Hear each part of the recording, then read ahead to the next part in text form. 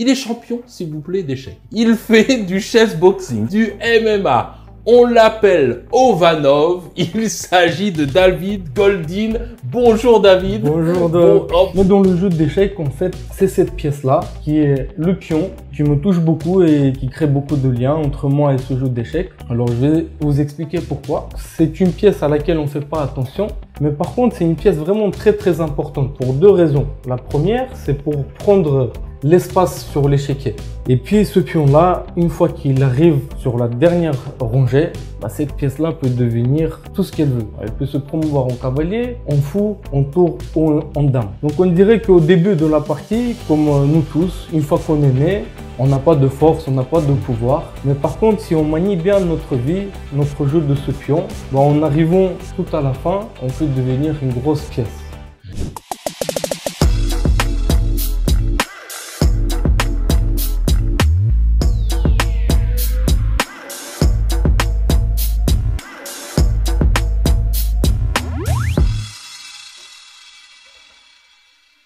Eh bien bonjour, ça y est, allez, 19h, c'est bienvenue chez le Doc, on est mardi, ça y est, on lance l'émission. Vous le savez, à chaque fois, je reçois une personnalité dans cette émission qui parle de sport, d'actualité et santé. Alors je reçois la personnalité et on va faire plein de choses, on va découvrir des choses dans Bienvenue chez le Doc. Évidemment, il y aura toujours des quiz, vous le savez, des quiz avec une chose à gagner, un livre. Le sport, je me lance. Voilà le livre qui est à gagner. Et là, il faudra vraiment bien vous connecter pour tout ça. Il y aura un défi. Le défi du Doc, s'il vous plaît. On va découvrir ça tout à l'heure, évidemment. Et surtout, voilà, donc je l'ai dit, un invité. Il est champion, s'il vous plaît, d'échecs. Il fait du chess boxing, s'il vous plaît. Il fait du MMA.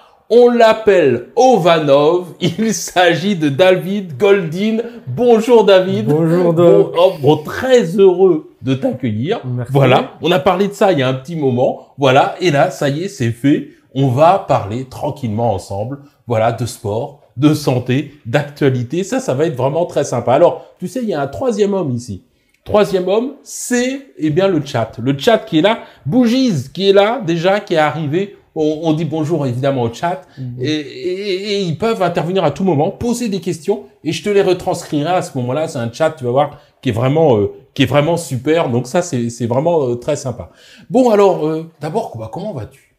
Moi, je vais très bien, merci. Voilà. Bon, donc en pleine forme. Alors la première partie de l'émission, on découvre toujours l'invité, c'est-à-dire on essaye de savoir d'où tu viens, comment tu as grandi, etc. Et alors, justement, toi, tu es né un 18 septembre 96. Donc, en automne. Tu es né en automne à Erevan. Erevan, c'est où? C'est la capitale d'Arménie. De l'Arménie, absolument. Exactement.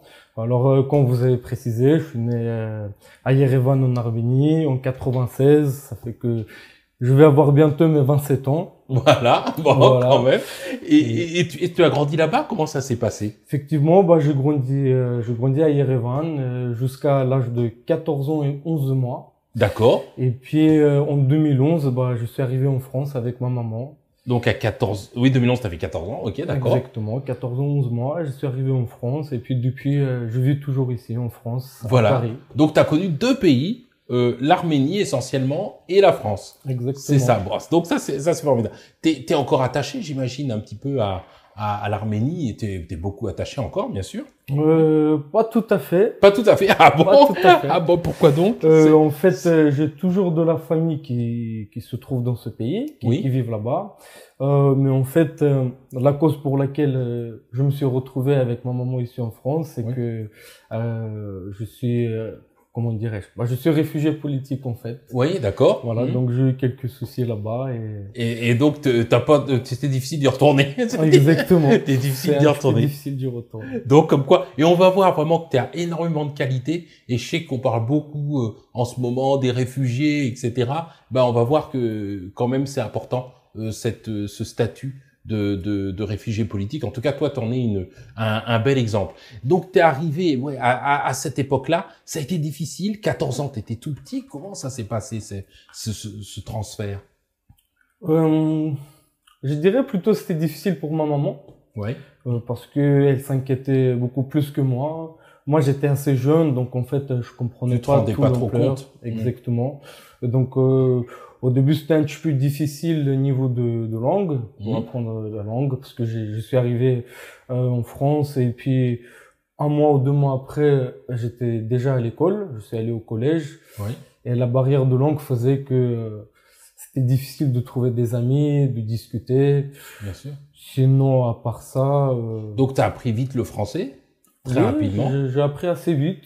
Ouais. À l'entour de 6 mois, 8 mois, j'arrivais déjà à m'exprimer et puis comprendre ce que les gens voulaient me passer comme message. Ta maman, elle a un métier. Elle faisait quoi en Arménie? Alors, en Arménie, elle était médecin. Médecin, d'accord. Médecin généraliste, spécialiste? Non, elle travaillait dans cardiologie. En cardiologie, donc elle est cardiologue. Exactement. D'accord. Cardiologue. Et... Donc un beau métier. Et elle a réussi en France à faire toujours de la cardiologie ou pas? Non, pas vraiment, parce qu'en fait, avec l'âge, c'était difficile l'apprentissage de la langue. Ouais. Et donc, elle parle bien le français maintenant, mais elle est un petit peu âgée, donc repasser tous les examens pour valider ses statuts, c'est pas très évident. Donc, elle fait un petit peu de boulot à gauche, à droite pour s'en sortir. Ouais. Mais elle travaille pas vraiment dans son domaine. Dans le domaine, bon.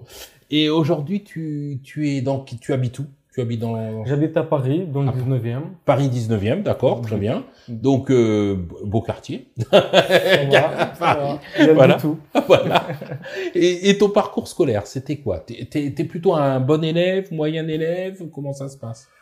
Alors, bon, début difficile à cause de la barrière de la langue, j'imagine. Effectivement. Donc, la première année, en fait, quand je suis arrivé en France, j'étais intégré directement dans le 3e, au collège. Ouais. Donc, et ça correspondait à ta classe d'âge ou pas? À peu près. À peu près, oui, 14 ans, oui, c'est ça. C'est pas un peu près.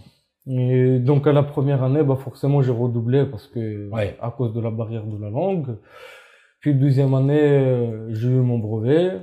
Ouais. Par la suite, j'ai fait, le lycée, un bac pro. Un bac pro SEN, système électronique numérique. J'ai réussi à obtenir aussi mon diplôme. D'accord. Avec mention bien, d'ailleurs. D'accord. Et, si j'étais travailleur à l'école, en fait, j'ai les capacités du travail, mais comme à l'école et dans la vie, en fait, je me donne à fond dans les sujets qui m'intéressent vraiment. Oui. Donc, ça veut dire les matières qui m'intéressaient pas, j'avais 0. Ouais. Et les matières qui me plaisaient. 19 ou 20.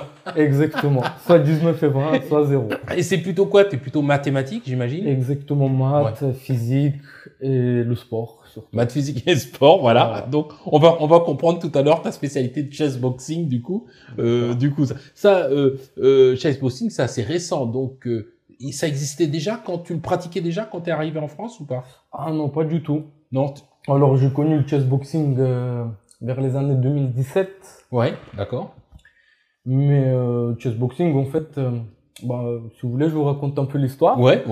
Alors, chessboxing, la première fois, elle était apparue, je crois, en 92. 92, ouais. Dans une BD. Ouais. Et puis, la première fédération qui a été créée en 2000. D'accord. Et en 2003, premier événement à Amsterdam.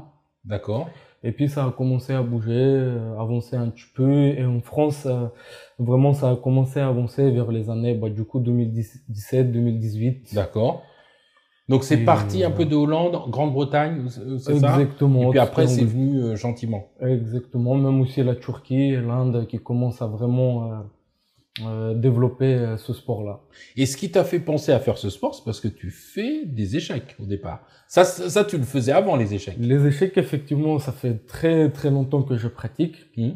Et en fait, la chose qui m'a vraiment poussé à trouver ce sport, c'est qu'en fait, quand on joue des parties d'échecs dans un tournoi, en fait, il y a des personnalités qui se comportent un petit peu mal. Donc, ils essayent à t'énerver, de faire des trucs psychologiques pour te sortir Dans les échecs. Dans les échecs, Ah effectivement. Ça peut être des petits qui vont, par exemple, taper le stylo sur la table, ou l'autre qui va commencer à manger en face de toi. Et donc, des fois... pour déconcentrer. Exactement. Ils essaient de te déconcentrer et des fois... Et c'est pas interdit, ça, dans le jeu des échecs? On peut faire tout ce qu'on veut? On peut non, pas se mettre à chanter pas quand même. forcément tout ce qu'on veut. En vrai, de vrai, dans le règlement, c'est interdit de déranger l'adversaire. Ouais. Mais c'est subjectif. Exactement, c'est subjectif. Donc, les joueurs ne vont pas forcément voir l'arbitre parce que... c'est plus long et puis peut-être que ça les sort encore plus. Exactement. D'aller voir l'arbitre. On salue Ditno 2310 et Mr. Meep. Voilà, qui sont là, qui nous ont joints. N'hésitez pas, hein, je rappelle, voilà, David Goldin, on est là. N'hésitez pas, chess boxing, MMA, combattant de MMA. N'hésitez pas à poser toutes vos questions. On est là vraiment pour y répondre. On est là tranquille. On est en train de découvrir d'où tu viens, effectivement. Donc, tu dis depuis l'enfance, tu fais du sport. Depuis que tu es jeune. Ça, c'est vraiment important pour toi. Les échecs, en fait, c'est ma maman qui m'a inscrit dans un club. Ouais. Enfin, plutôt, c'est mon grand-père qui m'a appris à jouer aux échecs, puis ma maman qui m'a inscrit dans un club d'échecs. Mais ce jeu-là ne m'a pas vraiment plu depuis mon enfance. Exactement. Au début, ça me plaisait pas autant. Donc, en fait, j'apprenais, mais sans forcément apprendre comme il fallait. Mais puis, avec le temps, ça s'est ancré en moi. Et puis, maintenant, c'est une... comment dire? C'est une passion. Non, c'est plus qu'une passion, c'est quelque chose comme la vie. Comme ça fait c'est comme de l'eau. Comme de l'eau, tu joues aux échecs. Et par exemple, tu joues aux échecs quoi, tous les jours, toutes les semaines? Comment ça se passe? Tous les jours, en fait, je joue sur Internet. D'accord. Comme tous les joueurs d'échecs. Et puis, je suis aussi inscrit dans un club d'échecs où il y a des tournois par équipe, des compétitions par équipe. Et il y a aussi des compétitions individuelles. Donc, je participe à ce genre de tournoi. D'accord. D'accord. Tu es fils unique ou tu as des frères, des sœurs? Non, je suis fils unique. Tu es fils unique. Tu m'as dit, donc ta maman est médecin, donc rapport peut-être fusionnel avec ta maman. En tout cas, tu es très proche d'elle, évidemment. Effectivement. Et le fait qu'elle soit médecin, est-ce que ça t'a apporté une sensibilité particulière par rapport à la santé, au fait de faire attention, la prévention? Ah oui, beaucoup, énormément même, je dirais, parce que, en fait, vu que je suis fils unique, on sait très bien que tous les mamans s'inquiètent beaucoup pour leurs enfants. Et donc, à chaque fois que, par exemple, même quand je bois de l'eau, pendant que je mange, ma maman, elle faisait toujours des remarques. Ce n'est pas bien pour l'organisme de boire, exactement. Le conseil. Et puis, souvent, quand j'avais une maladie et je vais chez un médecin, souvent on croise des médecins pas très compétents, je dirais, comme ça.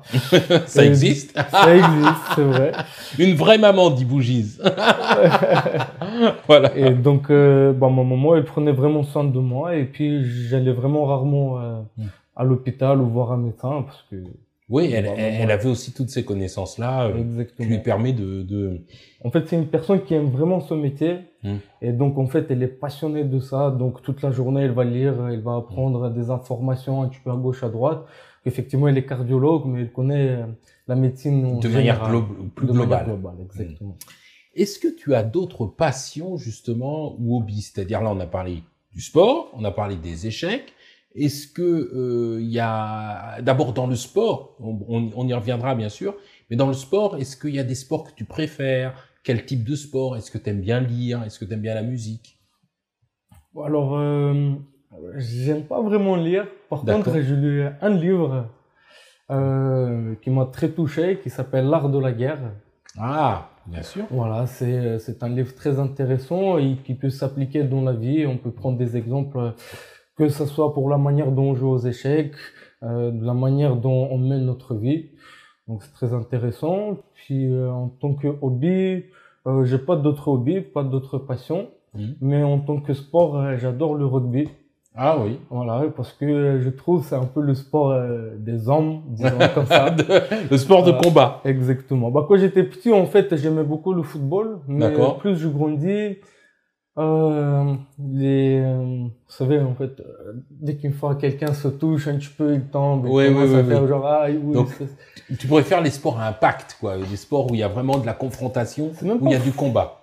ce n'est même pas vraiment l'impact, c'est en fait la manière dont se comportent les joueurs. Ah oui. Même quand il y a une embrouille, bah, ils vont rester respectueux. Quand ils parlent avec l'arbitre, ils restent toujours respectueux. C'est vrai. Et ça m'a beaucoup touché et ça m'a passionné ce sport. Plus que quelquefois, malheureusement, au foot, où, Exactement. des fois, bon, c'est pas terrible. Alors tiens, j'ai un répondeur.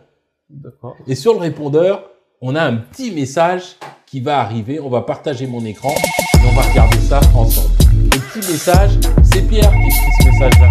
Alors, on va l'entendre. Merci de laisser un message après le bip sonore. Allô mon Jean-Marc. Salut. Bah alors aujourd'hui, c'est un peu la fête à la saucisse mon Jean-Marc, hein. C'est le moment de parler de chess boxing. Alors pour ceux qui savent pas ce que c'est, hein, c'est des mecs qui font des échecs et puis après qui font de la boxe sur un ring. C'est pas une blague, hein, c'est pas un poisson d'avril, c'est pas un sketch du Groland. Hein. Non, je dis ça parce que moi la première fois qu'on m'en a parlé, j'ai cru que c'était une blague. Hein. Je me suis dit bon, on sait plus quoi faire pour se faire remarquer aujourd'hui, moi je vais créer le Scrabble Taekwondo, tu vois. Tu sors des mots compliqués, xylophone, anticonstitutionnellement, et puis après tu te fous sur la gueule, tu vois, façon un alphabet de 120 kilos un après-midi de fête foraine à Brive-la-Gaillarde. Non, dans le style, moi aussi, je t'invente des sports, hein. Le Monopoly, lutte gréco-romaine, tu vois. Le Mahjong judo. Ou alors, et mon préféré, le Cluedo rugby, tu vois. Qui a tué le colonel Moutarde avec un chandelier? Et puis après, tu te retrouves une heure sur une pelouse avec un gros tampon dans les chicots. Alors, évidemment, tu vois, comme tous les sports un peu mixtes, tu te doutes bien qu'il y a des mecs qui sont plutôt des joueurs d'échecs et puis d'autres qui sont plutôt boxe, tu vois. C'est un peu comme la cour de récré. Il y a le petit Fayot du premier rang à lunettes, lui il est champion d'échecs à 7 ans. Et puis bon, il affronte la terreur de la cour de récré qui brutalise tout le monde. Bah, le tout est de savoir si tu penches du côté Garry Kasparov ou du côté Mike Tyson, quoi. Bon, sachant quand même que dans les règles du chess boxing, les échecs c'est avant la boxe. Donc d'abord t'es autour de l'échiquier et après tu te fous sur la tronche.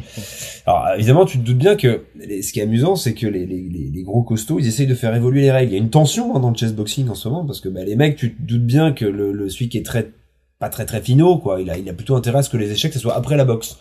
Tu vois comme ça le petit intello après 2 commotions cérébrales il va être nettement moins bon dans sa stratégie. Tu vois. Tout ça pour dire que moi j'attends avec impatience le Force 4 MMA. Ou encore, j'y pensais là tout à l'heure, le Uno Sumotori, tu vois. Alors ça semble bien parce qu'il paraît que ça débarque bientôt près de chez vous. Voilà, allez, bisous. Bon, Pierre, il est insupportable. Hein. Il raconte toujours, voilà, des bêtises. Mais voilà, on parle en fait, il blaguait un petit peu autour effectivement du chess boxing et puis surtout du fait d'associer le sport. Et c'est vrai que ça, bon, c'est un peu marrant ce qu'il dit, mais c'est vrai que le fait d'associer finalement le sport c'est pas évident, c'est rare d'associer les échecs à un sport physique. D'où ça vient cette idée-là d'associer le sport à un aimant physique? C'est vraiment la création de cet écrivain finalement. Exactement. En fait, c'est un artiste qui s'appelle Yenki Bilal, Ouais. qui pour la première fois a imaginé ce sport-là, ce sport hybride dans une BD. Et puis, par la suite, ça a été repris par un autre artiste qui s'appelle Yepé. Ouais. Voilà, et il a essayé de aboutir ses idées en réalité. Et ça, toi, quand tu as cette association des deux-là, bon, c'est 2 passions. T'aimes le sport, t'aimes le chess, t'aimes bien les échecs, mais qu'est-ce que le fait de les associer en même temps t'apporte? Autrement dit, est-ce que t'imagines quand tu les fais en même temps, est-ce que c'est plus que faire des échecs et puis l'après-midi, aller faire de la boxe? Ah oui, c'est beaucoup plus. Par exemple, est-ce que tu as l'impression que ça augmente le caractère du défi? Parce que finalement, c'est vrai, on imagine, bon, on peut avoir pris un coup, etc. On est fatigué, on est essoufflé. Il faut reprendre ses esprits, se reconcentrer. Ça me fait penser un peu au biathlon. Non, c'est vrai, ça pourrait faire penser, mais c'est pas vraiment ça. Parce qu'en fait, c'est même pas vraiment un mélange de sport tout simplement et d'échecs, mais c'est un mélange de sport de combat et d'échecs. Oui. Et la différence, c'est qu'après avoir reçu quelques coups dans la tête, en fait, on ne réfléchit pas exactement de la même manière. Bien sûr. En fait, on peut être fatigué, courir, parce que souvent, aux entraînements, ce qu'on fait, ça s'appelle Tabata Chess. Ça veut dire, par exemple, je fais un coup et je dois faire 10 pompes avant de faire mon deuxième coup. ou courir une certaine distance, faire le tour de la salle pour rejouer le deuxième coup. Mais ça n'a pas vraiment le même impact qu'après avoir reçu quelques coups dans la tête. Bien sûr. Parce que la tête, ça commence à tourner, les idées se mélangent.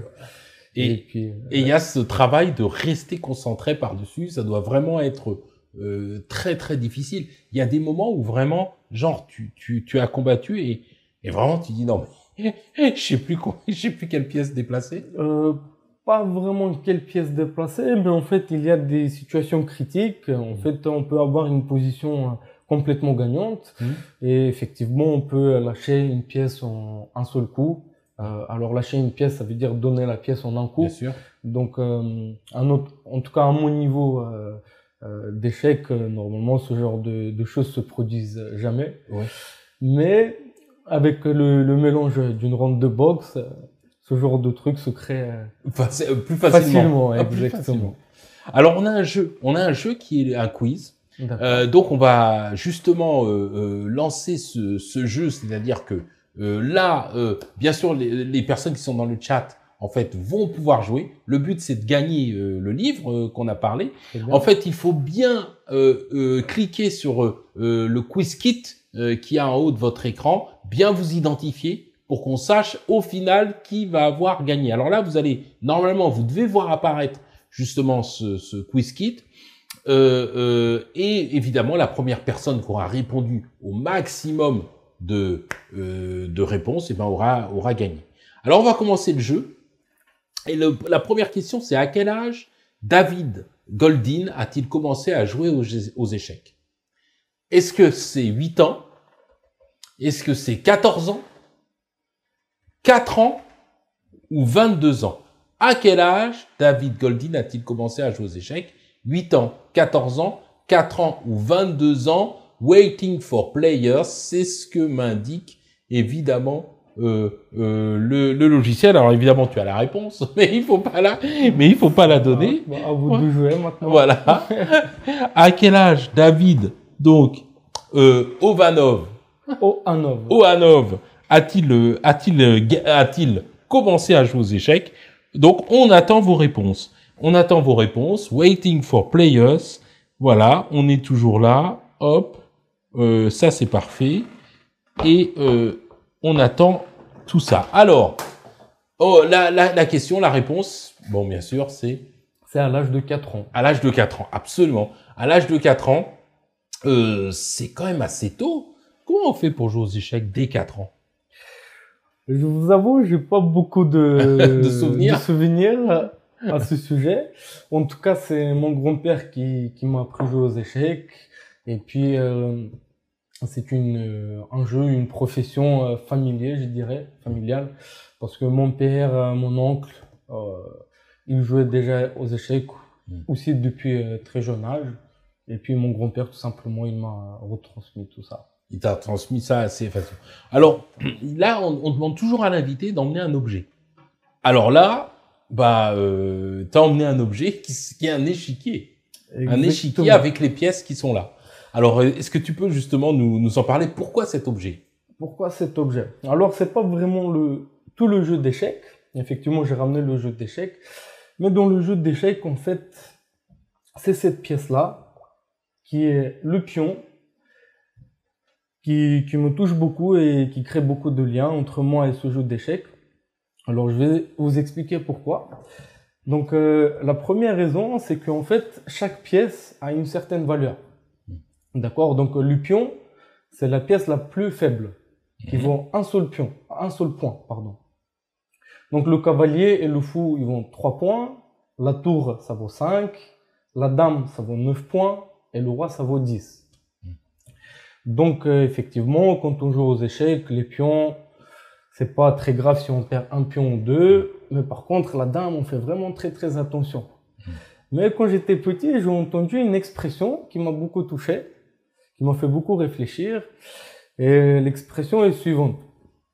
En fait, toutes les pièces aux échecs, à la fin, ils finissent tous dans la même boîte. Peu importe que ce soit un pion ou que ce soit la dame, ils vont tous finir pareil. Et la deuxième raison pour laquelle j'aime le pion, c'est parce que c'est une pièce à laquelle on ne fait pas attention.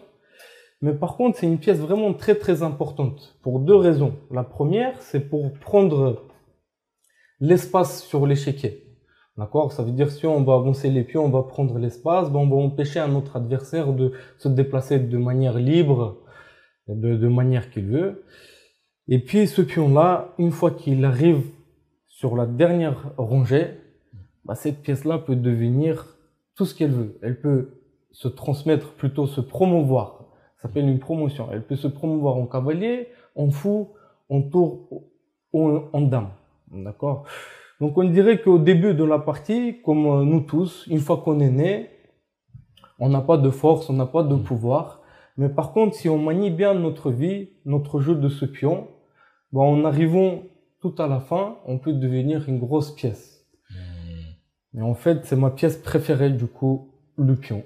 Par cette capacité de transformation, par cette humilité, par cette capacité à dominer l'espace, effectivement, le pion devient peut-être une des pièces essentielles finalement du jeu, même si on considère que c'est une pièce absolument basique. Exactement. Et effectivement, le pion peut donc se développer alors que le roi restera roi. Exactement, le roi reste toujours le roi. Et d'ailleurs, c'est le roi qui a le plus de problèmes parce que le but aux échecs, l'objectif, c'est de mater le roi d'adversaire. Absolument. Donc tout le monde vise vise le roi. Et donc ça aussi, c'est un élément qui est majeur. Effectivement, c'est un bel élément philosophique. Effectivement, ce pion, donc cette pièce-là, effectivement, peut-être la pièce la plus miraculeuse du jeu d'échecs, puisque c'est celle qui peut effectivement se transformer et finalement le plus s'améliorer finalement. Exactement. Le plus s'améliorer. C'est une pièce très humble, comme j'aime bien le dire. Et c'est une pièce extrêmement humble, en plus de ça. Et donc, quand est-ce que tu peux dire, parce que tu as commencé à jouer aux échecs à 4 ans, oui. Mais à partir de quand vraiment tu as été accro aux échecs? Alors, ça devrait être à l'âge, je me rappelle pas vraiment, c'est entre 9 et 10 ans. D'accord. En fait, c'était pour la première fois que je jouais à un grand maître qui s'appelle Levon Aronian. Donc pour la première fois que je rencontrais ce grand maître, qui s'appelle Levon Aronian, qui est dans le top mondial, je jouais une partie avec lui. Et en fait, j'avais une position, pour moi, j'ai estimé que c'était une position gagnante. Par la suite, effectivement, j'avais perdu cette partie-là. Mais ce jour-là, il m'avait donné beaucoup de conseils. Et en fait, il avait beaucoup apprécié ma manière de jeu. Parce que pour mon jeune âge, je jouais déjà assez agressif. J'étais assez fort dans le tactique. Et donc, il m'avait donné quelques conseils. En fait, le fait que je côtoyais une personne qui se trouve dans le top mondial, en fait, ça avait allumé un feu à l'intérieur de moi et je voulais être comme lui, je voulais arriver à ce sommet-là, de devenir quelqu'un de valeureux dans le monde d'échecs. Donc ça t'a beaucoup inspiré. Ça a été un élément. Et est-ce que tu penses que justement le fait d'avoir découvert le jeu d'échecs et puis d'être tombé amoureux de ce jeu d'échecs, c'est une des grandes décisions ou une des meilleures décisions de ta vie? Est-ce que tu pourrais aller jusque-là? Alors, ça n'a pas été ma décision de rentrer dans le monde d'échecs. C'était la décision de ma maman. Mais effectivement, le fait que j'ai appris à jouer aux échecs, ça a impacté énormément ma vie. D'accord. Et ça l'a beaucoup changé. Donc, effectivement, j'ai remercié à ma maman qu'elle m'a appris ce jeu. Et oui, ça change beaucoup la vie, en fait, parce qu'on commence à voir les choses différemment. On calcule beaucoup plus, même dans la vie. En fait, certains disent que le jeu d'échecs a un impact sur ta vie, mais moi, je dirais le contraire. En fait, on joue aux échecs. Plutôt, la partie d'échecs montre ta propre vie, ta vision de la vie, comment tu vois les choses et comment tu te comportes dans la vie. Autrement dit, on joue aux échecs comme on est. Exactement. Comme on vit. Exactement. Ça veut dire une personne qui est plutôt agressive dans la vie, bah, il va jouer plutôt des variantes agressives ou des gombis. Il va sacrifier des pièces pour la tactique. Quelqu'un qui est plutôt calme dans la vie, bah, il va plutôt jouer des positions, des parties positionnelles. Ça va être des jeux vraiment calmes, chercher des petites faiblesses, un petit trou. Un petit peu comme d'ailleurs au combat. Souvent on dit quand on combat avec quelqu'un, on saisit vite qui est la personne. Exactement. Hein? Quand on fait vraiment du sol, du corps à corps, on sait très très vite comment est la personne. On combat comme on est aussi. Ouais. Parce qu'il y a des personnes qui vont aller vraiment chercher la bagarre. Ils vont essayer de castagner, disons ça comme ça.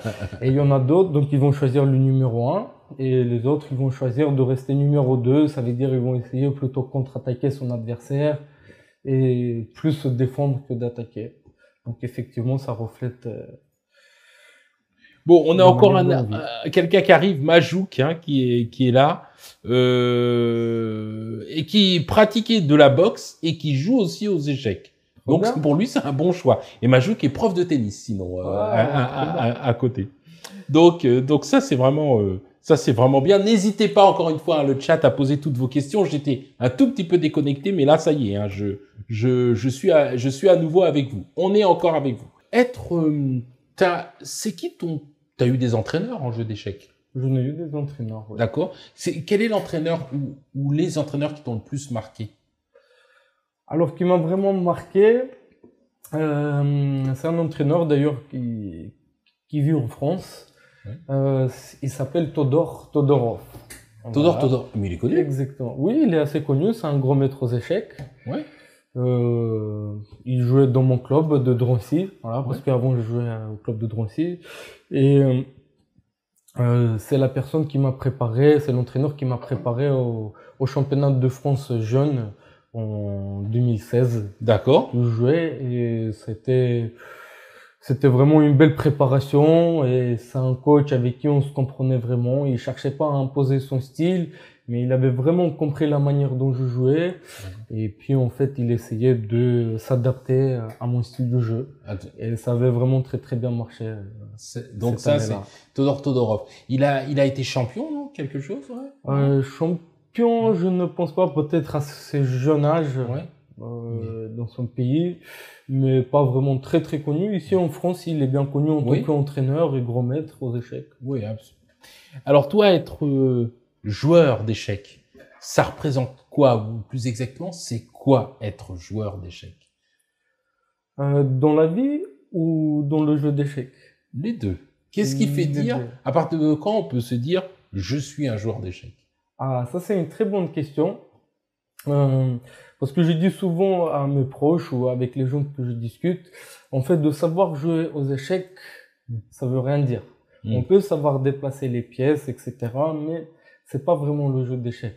Une fois que on apprend vraiment à savoir jouer aux échecs, on comprend plutôt le terme comprendre les échecs. Là, ça change beaucoup dans la vie et dans le jeu d'échecs.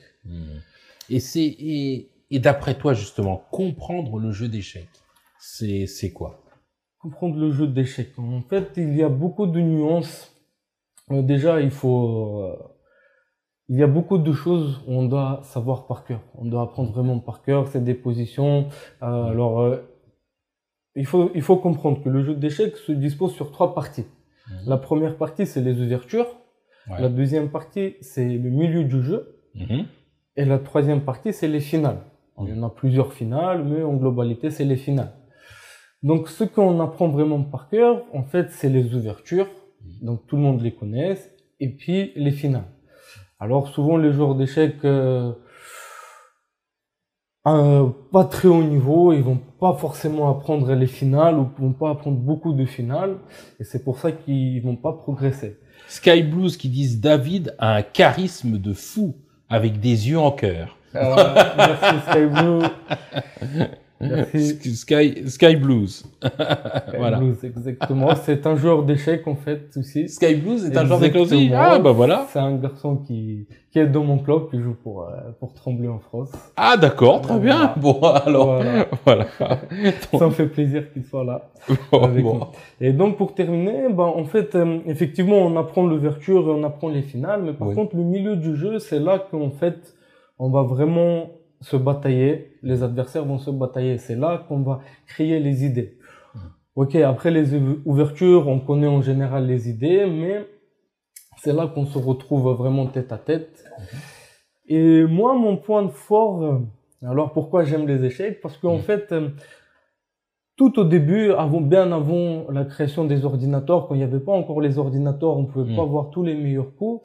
En fait, les gens, ils découvraient les échecs. Et ça veut dire, en fait, c'était leurs propres idées. Donc, ils jouaient avec les idées. Même si c'était pas les meilleurs coups, les meilleures variantes, c'était quand même assez créatif et très, très beau à voir. Donc, l'ordinateur a fait progresser énormément les échecs. Énormément. Ça a vraiment changé le monde. Il y a avant et après. Exactement. Il y a avant et après. C'est complètement deux mondes différents des échecs. Voilà. Et puis moi, pourquoi j'aime bien les échecs? J'aime bien taquiner mes adversaires pendant une partie d'échecs. Et dès le départ, j'ai essayé d'être assez créatif et je ne rentre jamais dans les ouvertures qui sont connues. Donc dès le premier coup, je peux faire un coup qui n'a jamais été joué dans l'histoire des échecs. Et j'aime bien aussi donner des pions, par exemple. Je donne un pion. On sort de l'ouverture, on joue pas l'ouverture, et maintenant je dis bon, on n'est pas dans l'ouverture, tu connais pas, moi je connais pas, maintenant on fait un tête-à-tête et on joue. On saura mieux qui sait mieux les échecs. C'est une façon de sortir finalement d'un chemin tracé en disant voilà, on fait ça, parce que l'ouverture finalement c'est quoi, c'est les 10 premiers coups peut-être? Ah, beaucoup plus. Beaucoup plus? Beaucoup plus, en fait, il y a énormément d'ouvertures et avec les ordinateurs, maintenant, le champion du monde, il peut savoir par cœur les premières de 20 à 30 coups. C'est déjà l'ouverture, c'est une préparation. On sait comment ça va se jouer. Et, ils vont vraiment faire la bagarre en finale. Donc, ça veut dire que, effectivement, on n'a pas le droit d'aide, évidemment, quand on joue aux échecs. D'ailleurs, il y a eu une polémique, là, sur un joueur, soi-disant qui avait un truc qui vibrait ou je sais pas quoi. Enfin bon, on sait pas trop pourquoi. On disait qu'il était aidé par un ordinateur. Est-ce qu'on a la solution de ça? Ça donnait quoi à la fin, d'ailleurs? Je sais plus. Ça n'a jamais été prouvé qu'il a triché, oui, mais effectivement, il y a beaucoup de triches dans le monde d'échecs. Il y a beaucoup moins à haut niveau, à très haut niveau. Carrément, ils vont jusqu'à mettre des lumières infrarouges dans les salles, dans les toilettes. Comme ça, la personne, quand il rentre, il peut pas avoir un téléphone. Parce que maintenant, la facilité, c'est qu'on peut avoir un téléphone. Il y a des logiciels assez professionnels. Et c'est des logiciels qui battent assez facilement les humains. Alors, contre un champion du monde, peut-être pas si facilement que ça, mais effectivement, si on triche, Des petites questions bougies qui demandent, David, tu joues aussi contre l'ordinateur? Est-ce que tu joues contre l'ordinateur? Et Majouk qui demande, que penses-tu de la série Le Jeu de la Dame sur Netflix? Est-ce que tu l'as vu? Est-ce que les échecs t'aident dans ta carrière de boxeur? Alors, est-ce que tu joues contre les ordinateurs? Est-ce que je joue contre l'ordinateur? Alors non, je ne joue pas contre l'ordinateur. Ah, pourtant, on pourrait penser que c'est quelque chose qui aide à progresser plus vite. C'est vrai. En fait, c'est une autre manière. L'apprentissage se fait d'une autre manière. En fait, il y a des arbres, des ouvertures. Tout est déjà mis en place.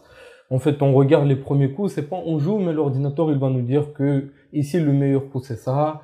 Il y a aussi des bases des parties. En fait, il y a plusieurs millions de parties dans la base. Et donc, en fait, on regarde ce que les gros maîtres ont joué.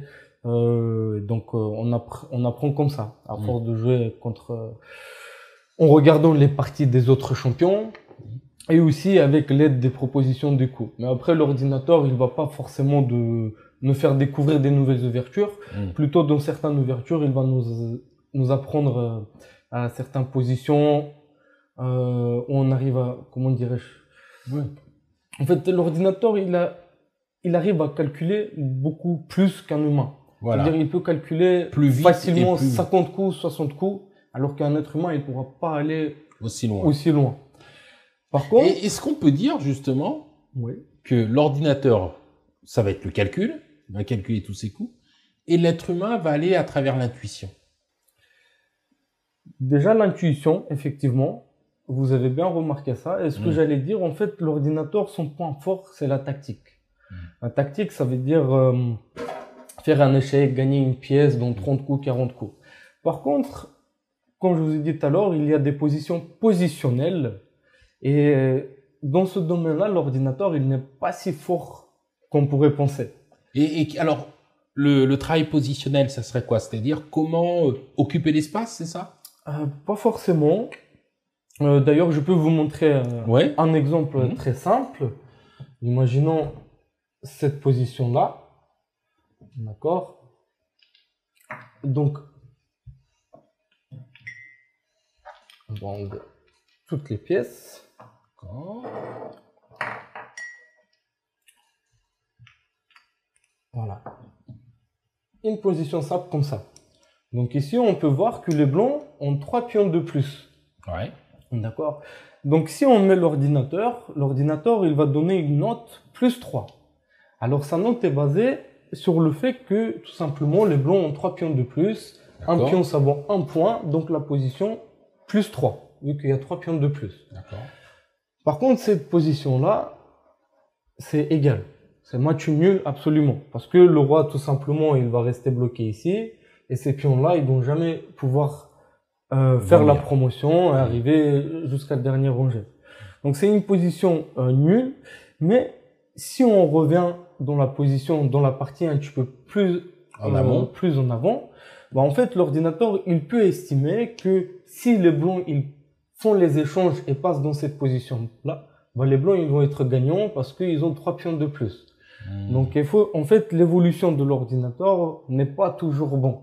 D'accord. C'est-à-dire que l'ordinateur va dire, tiens, il y a 3 pions de plus, supériorité numérique, c'est favorable à ça, alors qu'en fait, fonctionnellement, ça n'apporte rien. Exactement. Et ça, il n'arrive pas bien à le distinguer. Bah, c'est pas forcément cette position-là. Cette position-là, je sais pas si l'évolution va marquer quand même plus 3 ou pas. Peut-être cette position-là, il comprend. Mais des positions dans ce genre, effectivement, l'ordinateur ne va pas forcément donner. Et d'ailleurs, quand les champions du monde ont joué contre un ordinateur, bah, ils ont plutôt eu des problèmes dans le milieu du jeu. Parce que l'ordinateur était fort tactiquement, donc il a réussi à gagner avant. Mais une fois que la partie rentre dans le domaine positionnel, bah là, l'humain a beaucoup plus de chances de sauver la partie ou voire gagner, qui arrive très très rarement. Tu as été, David, 2 fois champion de Paris. Exactement. Donc ça, c'est très bien parce que c'est une des régions les plus difficiles, je crois, à Paris. Oui, assez difficile. Bah, effectivement, il y a beaucoup plus de compétitivité à Paris. Ouais. Après, effectivement, il y a des niveaux. Vous savez, c'est comme dans le grappling. Il y a des ceintures blanches, puis des compétitions pour les ceintures violettes, puis pour les ceintures marron-noir. C'est pareil aux échecs. Et donc, moi, j'ai gagné le championnat de Paris dans le Open Bay. C'est destiné aux joueurs qui avaient moins de 2000 élos. Moins de voilà, 2000 élos. En fait, il y a des points qu'on appelle élos. Donc, quand on gagne une partie, on a des points d'élo qui augmentent. Quand on perd, ça descend, etc. Donc, moi, j'avais à cette époque-là 1995, je crois, d'élo. Donc, j'avais décidé de faire le tournoi Open Bay, championnat de Paris. 2 fois, j'ai joué ce tournoi en 2013 et en 2015. Ouais. Voilà. Donc, très peu de temps après être arrivé, finalement. Exactement, j'étais arrivé en 2011. Ouais. J'ai fait la première compétition en 2013 et en 2015, la deuxième. Et puis j'avais réussi à gagner ces 2 tournois. Ces 2 tournois, ça avait été... Et comment est-ce que tu les prépares? Comment est-ce que tu prépares un tournoi? Est-ce qu'il y a une préparation spécifique, un entraînement ou... Effectivement, il y a beaucoup d'étapes de préparation. En fait, il y a des préparations où on se prépare juste avant. Ça veut dire on révise nos ouvertures, on regarde un petit peu de tout. Mais principalement, en fait, il y a toujours des appariements qui se fait la veille de la ronde. D'accord. Donc on sait contre qui on va jouer. Et ce qu'on fait, en fait, on va aller sur du coup Chessbase ou sur Internet. On va taper le nom de notre adversaire. D'accord. Et on va trouver ces parties qui ont été jouées. Ok. Et on va regarder qu'est-ce qu'il joue. Par exemple, je joue Ah. avec les blancs. Je regarde qu'est-ce qu'il va jouer. Par exemple, sur le coup E4, je vais regarder où est-ce qu'il a fait une faute et je vais essayer de me préparer de cette manière. Donc mieux connaître un petit peu l'adversaire pour justement faire une technique qui est censée Exactement. un petit peu plus le bloquer. Comme dans les sports de combat. Hein. Exactement. Exactement comme dans un sport de combat. Exactement. Il y a un travail psychologique aussi. Oui, il y a un travail psychologique, mais plutôt encore une fois, à très très haut niveau. Ouais. Effectivement, il y a un travail psychologique parce que déjà, en fait, les parties d'échecs durent en moyenne de 3 heures, 4 heures. Ouais. D'accord. Les tournois, des grands tournois en amateur, c'est 9 rounds. Donc, ça dure au minimum 8 jours et dernier jour, on fait un double round. D'accord. Et donc, imaginez, vous faites une compétition, que ça soit en MMA ou en grappling, et la compétition dure 4 heures, 5 heures, 6 heures, et D'accord. tous les jours pendant une semaine. Donc, notre corps, il va être fatigué. Donc, le cerveau, c'est pareil. Bien sûr. Il se fatigue très rapidement, on commence à avoir des mal à la tête. Ouais. Des fois aussi, après une défaite, Ouais. on va commencer à lâcher le moral, effectivement. Donc, on a besoin aussi d'un travail psychologique. Donc les échecs, c'est un sport. C'est un sport, effectivement. Il y a toujours cette discussion-là, évidemment, dans les différents sports, en disant mais non, ça c'est pas un sport. On parle de d'e-sport également. On dit l'e-sport c'est pas un sport, etc. C'est quoi ta position justement là-dessus? Moi, je trouve que, enfin, c'est même pas que je trouve, je suis persuadé que les échecs c'est un sport, tout simplement, c'est un sport mental. Voilà. Et Donc ça pourrait expliquer sport. comment l'e-sport est un sport mental aussi. alors, à propos du e-sport, je dirais pas que c'est un sport. Je sais pas. Ah, il y a une discussion, il y a une grande discussion. là-dessus. Hein? Parce que qu'est-ce qu'il développe le e-sport? À part de créer des problèmes de santé, par exemple l'arthrose dans les doigts. Non, Ouais, la comment réactivité peut-être. Il peut y avoir de la stratégie dans l'e-sport. Stratégie, c'est vrai. Hein. Donc il y a de la stratégie, il y a des choses comme ça, non? Peut-être. Bon, c'est à discuter, mais bon. Allez, alors on va faire. Allez, positionnement. Pour toi, David Goldin, l'e-sport est-il un sport? Non, ce n'est pas un sport. L'e-sport n'est pas un sport. Eh bien, ça y est, c'est lancé, c'est dit, position est donnée. On va voir. Éventuellement, on peut faire un combat de boxe. Bon, Ah là là là là là là. bon. Alors évidemment, il y a à côté de tout ça, il y a aussi une dimension émotionnelle. Tu l'as dit, si on gagne, si on perd, on est plus ou moins. Est-ce que justement ça, gérer le stress, c'est quelque chose que tu t'arrives à faire facilement? Comment ça Pas se passe? pas forcément, parce que je ressens en fait un gros coup de stress et d'adrénaline avant des parties décisives. Parce que des fois, il arrive que, par exemple, à la dernière ronde, il y a demi-point de différence et celui qui gagne, il remporte le tournoi, il arrive en première. Et donc, on a beaucoup de pression. Et par exemple, ça n'arrive pas à tout le monde, mais moi, quand je veux faire un coup, en fait, j'ai des mains qui tremblent et avec l'adrénaline. Et ça, l'adversaire, il peut s'en apercevoir. Bien sûr, il peut s'apercevoir. Ça lui sert. Ça lui sert. D'ailleurs, il y a aussi des coups de bluff aux échecs. Ah oui, comme au poker. Comme au poker, exactement. Par exemple, je peux faire un coup dont je ne suis pas sûr. En fait, si la personne, elle prend ma pièce, elle est gagnante. Mais la manière dont je joue le coup, je le fais très sereinement. Je vais regarder mon adversaire dans les yeux en lui disant indirectement, vas-y, prends ma pièce. Et là, il va hésiter. Il va dire, il y a quelque chose que je connais pas. Et il est en train de m'emmener quelque part où je connais pas. Déjà, après, quand on a du temps, parce que quand on joue, on a une pendule. Donc, on a un certain temps qui nous est attribué dès le début de la partie. Et en fait, il y a un moment, ça nous arrive, on appelle ça aux échecs le Zeitnote. Le Zeitnote, c'est quand il nous reste pas beaucoup de temps, il nous reste quelques secondes pour jouer des coups. Et dans ces moments-là, en fait, les coups de bluff, et ça va lui créer des problèmes. Je vais essayer de prendre la position. Ah, vraiment intéressant. Et c'est quoi les bonnes qualités pour être un joueur d'échecs? C'est quoi les qualités mental, physique, tout? C'est quoi les qualités pour être un bon joueur d'échecs? C'est aimer l'apprentissage. Ah oui. Voilà. En fait, il faut apprendre, apprendre et encore une fois apprendre. Sans ça, aux échecs, on pourra pas devenir, on pourra pas atteindre du haut niveau. Ouais, c'est vraiment et apprendre ces différents coups et en permanence essayer d'avoir des combinaisons, des situations et ainsi de suite. Exactement. Bon, on va reprendre un petit peu le jeu là. Tiens, un combat de boxe sur Tekken. Propose, dites-nous. 23-10, voilà. Donc, Yamdin7 dit bonjour Doc, superbe émission. Salut David, c'est Dean. Tu connais, tu vois qui c'est? Eh oui, c'est un camarade. Force à toi dans les échecs et le MMA. On espère voir un de tes combats un jour. Ah, Et merci, bientôt. Merci. Majou qui dit j'ai vu la programmation de certaines équipes pro d'e-sport, tiens, qui revient sur l'e-sport. Ils font de la préparation physique, des séances tactiques, des séances de match et de la récup de compétition.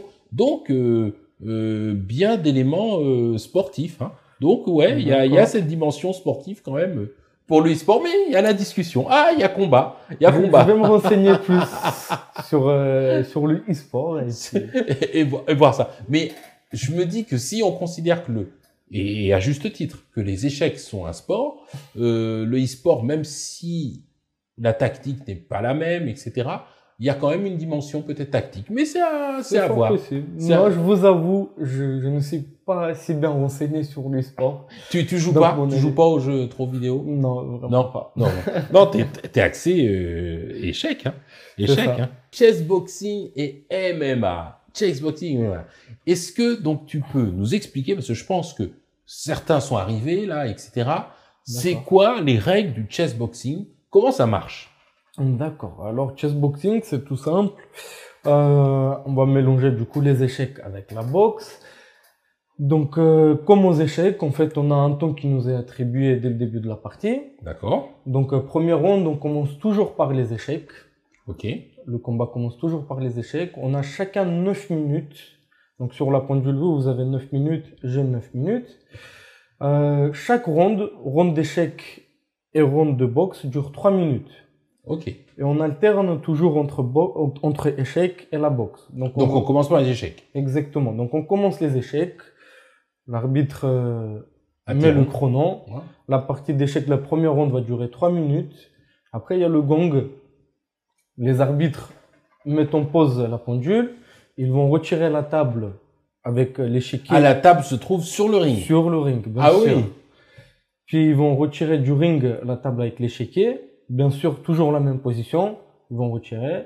On va commencer à boxer. Il n'y a jamais de gag où le truc tombe. Non, non. Après, c'est retransmis. Donc, même s'il y a un petit problème, on peut remettre les pièces en place. Donc, la deuxième ronde, on fait la boxe. La boxe, pareil. La ronde de boxe dure 3 minutes. Et donc, en tout, il y a 6 rondes de boxe. D'accord. 6 rondes d'échecs et 5 rondes de boxe. Oui, bien sûr. Donc, 6 fois 3, ça fait 18 minutes. 9 minutes plus 9 minutes, ça fait 18 minutes. Ouais. Donc, ça tombe pile poil. Donc, bon. Et est-ce que entre les rondes de boxe, parce que quelquefois on peut saigner du nez, on peut, etc., il y a pareil, il y a quelqu'un au coin, etc., bien sûr, il y a un coach? On a bien sûr un coach. Les repos, ça dure 1 minute. Donc, la ronde d'échecs est finie, on a 1 minute de récup. Et puis, on se remet direct à boxer. Après la boxe, pareil, 1 minute de récup. On se remet aux échecs. Et le coach, il est aussi bon en boxe qu'en échecs, alors, du coup? Ou il y a un coach de boxe, un coach d'échecs? Il y a, par contre, une règle qui nous interdit de donner des coups d'échecs pendant la ronde de boxe ou pendant la récupération. Donc, si l'arbitre entend qu'on donne un conseil au combattant, il va intervenir et dire que vous n'avez pas le droit. Parce que c'est considéré comme une triche. Parce que moi, en tant que entraîneur, je peux voir que il y a un montant de coups alors que je n'ai pas le droit de dire. Mais ça veut dire que l'entraîneur, il a à la fois des compétences en boxe et en échecs? Pas forcément. Il y a effectivement certains entraîneurs qui ont les deux compétences, mais assez souvent, on a un entraîneur de boxe et un entraîneur de coach, des échecs. Voilà. D'accord. Donc, mais par contre, l'entraîneur d'échecs, lui, il peut jamais intervenir. Non. Donc, en fait, pendant un combat de chess boxing, il y a que l'entraîneur de boxe qui intervient. Qui intervient. Exactement. Ouais, bon, Bougies, qui est arrivé un petit peu après, nous dit qui a eu l'idée de boxe plus échec. C'est donc. Je me répète, c'est Inky Bilal. Voilà. En 1992, pour la première fois, il a fait apparaître ça dans une BD. Il a imaginé ce sport hybride, échec et boxe. Et puis, ça a été repris par Yeppe, un artiste néerlandais, je crois. Et il a effectué le premier événement en 2003 à Amsterdam de chessboxing qui s'est déroulé très très bien. Et sur l'entraînement, comment tu t'entraînes au chessboxing? Parce que j'imagine que c'est pas seulement s'entraîner aux échecs et s'entraîner à la boxe. C'est un peu comme le triathlon. C'est pas seulement courir, faire de la natation et faire du vélo. C'est l'enchaînement des deux qui pose problème. Exactement. En fait, il y a deux types d'entraînement. Donc, il y a un entraînement où on s'entraîne aux échecs séparément et on entraîne la boxe séparément. Et puis il y a le deuxième type d'entraînement où on essaye de mélanger les deux sports pour effectivement ressentir ces conditions du combat. Et donc ces genres d'entraînement se passent souvent d'une manière, ce qu'on appelle le Tabata chess, comme j'ai dit au début de l'émission.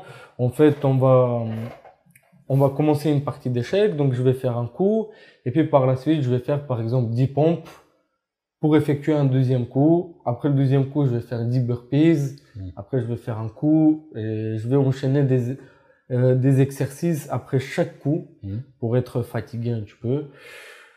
Puis aussi, il y a d'autres manières. Par exemple, on va se mettre debout, on va tourner sur place plusieurs fois pour imiter un petit peu qu'on est sonné, on a pris un gros coup. Un vertige. Exactement, pour imiter la vertige, et puis on continue une partie d'échecs, et on s'entraîne de cette manière-là.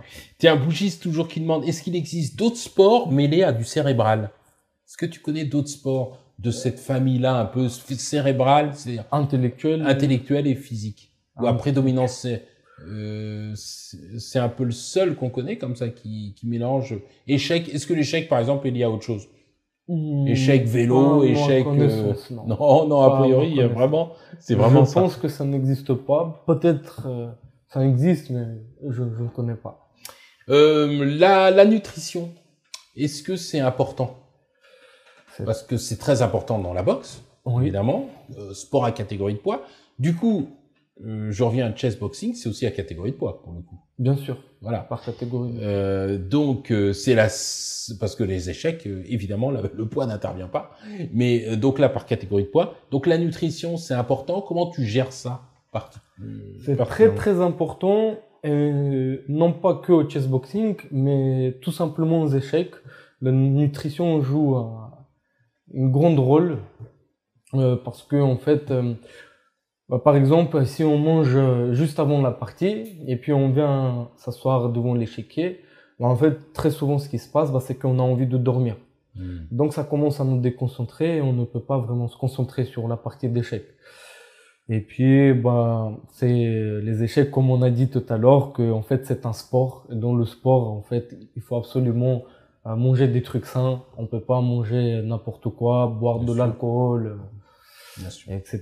Donc effectivement, on fait attention, on essaie de ne pas manger des trucs très lourds, par exemple de la viande, certains trucs dans ce genre. On va essayer plutôt. Certains, ils vont préférer manger des fruits, des légumes, que ce soit assez léger. Et d'autres joueurs, la majorité, ils préfèrent de manger des trucs comme chocolat, des Snickers, des barres de chocolat, pour faire travailler le cerveau. Ah oui, parce que l'énergie. Alors, effectivement, le carburant principal du cerveau, c'est les glucides. Exactement. D'où le fait d'apporter, effectivement, le nutriment là-dessus. Bougis qui dit Enki Bilal aura peut-être de nouvelles idées. Et il répondait au fait qu'on connaisse pas d'autres exemples. Il y aura peut-être des nouvelles idées.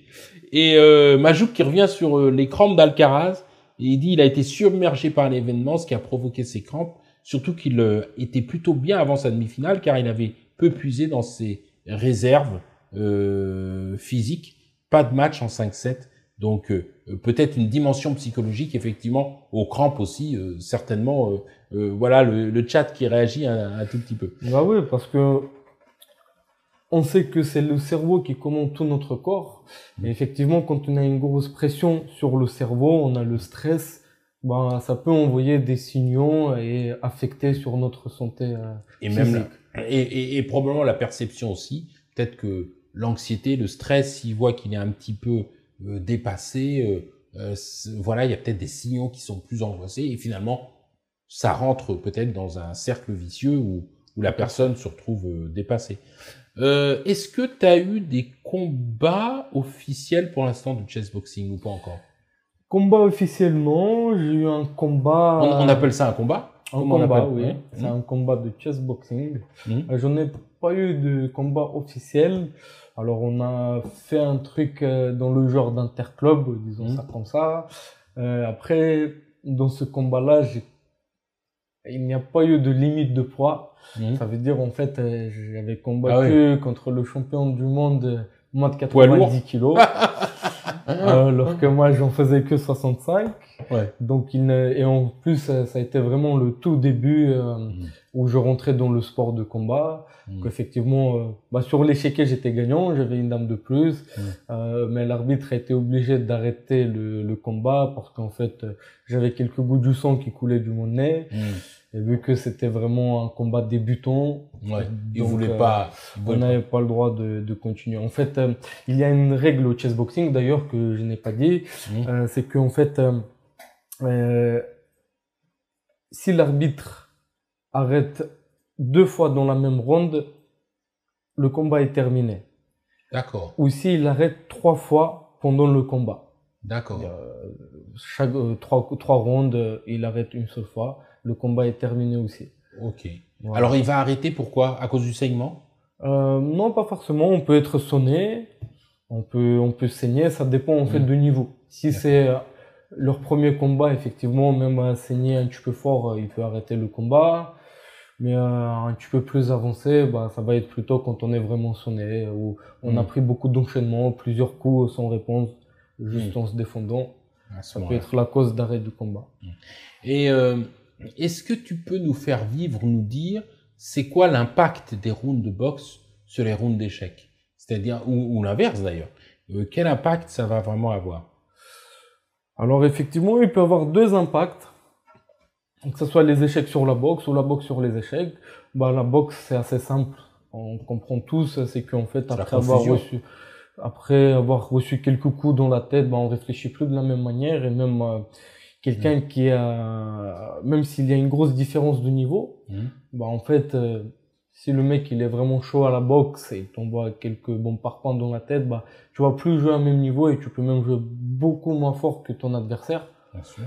Et puis l'impact des échecs sur la boxe, c'est qu'en fait, on se rend compte qu'en fait, bientôt on va se faire mater. Et c'est sûr que la prochaine ronde, j'aurai pas le temps de me défendre, je vais me faire mater. La seule chance. Voilà, c'est la boxe. Et là, faut y aller. Donc, la ronde de boxe, elle va être assez spectaculaire, avec beaucoup d'action. Bien sûr, parce qu'on est obligé de gagner là. On est obligé de gagner là. Mais c'est vraiment intéressant parce que c'est une association tout à fait qui peut paraître paradoxale, mais qui finalement est vraiment intéressante dans le sens où on a vraiment l'utilisation de ce qui peut être le combat qu'on pourrait penser être un combat pur, qui est la boxe, la frappe, et puis à l'inverse, quelque chose qui est vraiment sans contact physique complet, et vraiment le fait finalement d'associer ces deux choses-là, le contact maximum, etc.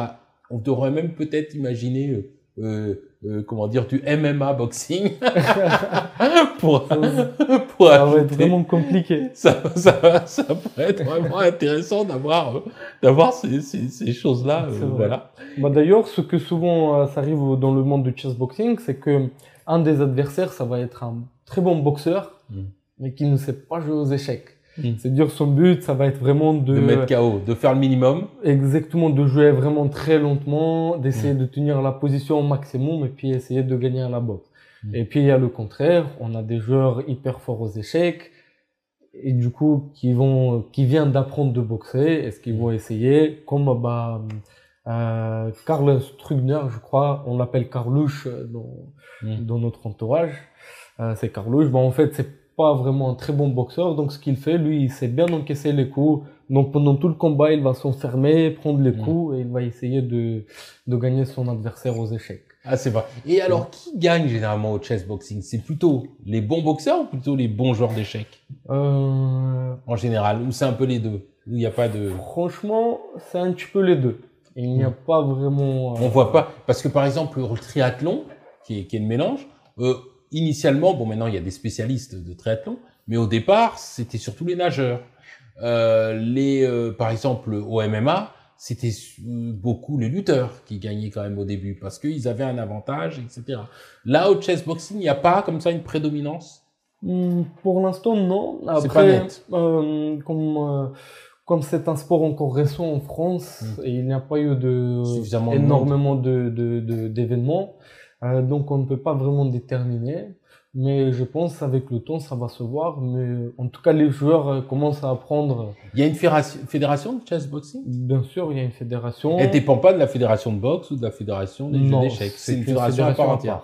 Exactement. D'accord. Fédération française de chess boxing. Exactement. Fédération française de chess boxing. C'est d'ailleurs un bon ami à moi qui s'appelle Guillaume Salançon, qui est le président de cette fédération, qui a mis beaucoup de force et de l'énergie pour créer cette fédération, grâce à son petit-neveu Thomas Cazeneuve, qui est le premier champion du monde de chess boxing français. D'accord. Voilà, et qui est un bon joueur d'échecs et un bon boxeur aussi. Et quel avenir tu vois justement à cette discipline? Tu penses qu'un jour ça pourrait être aux Jeux Olympiques? Honnêtement, je vois un très très grand avenir de ce sport, oui.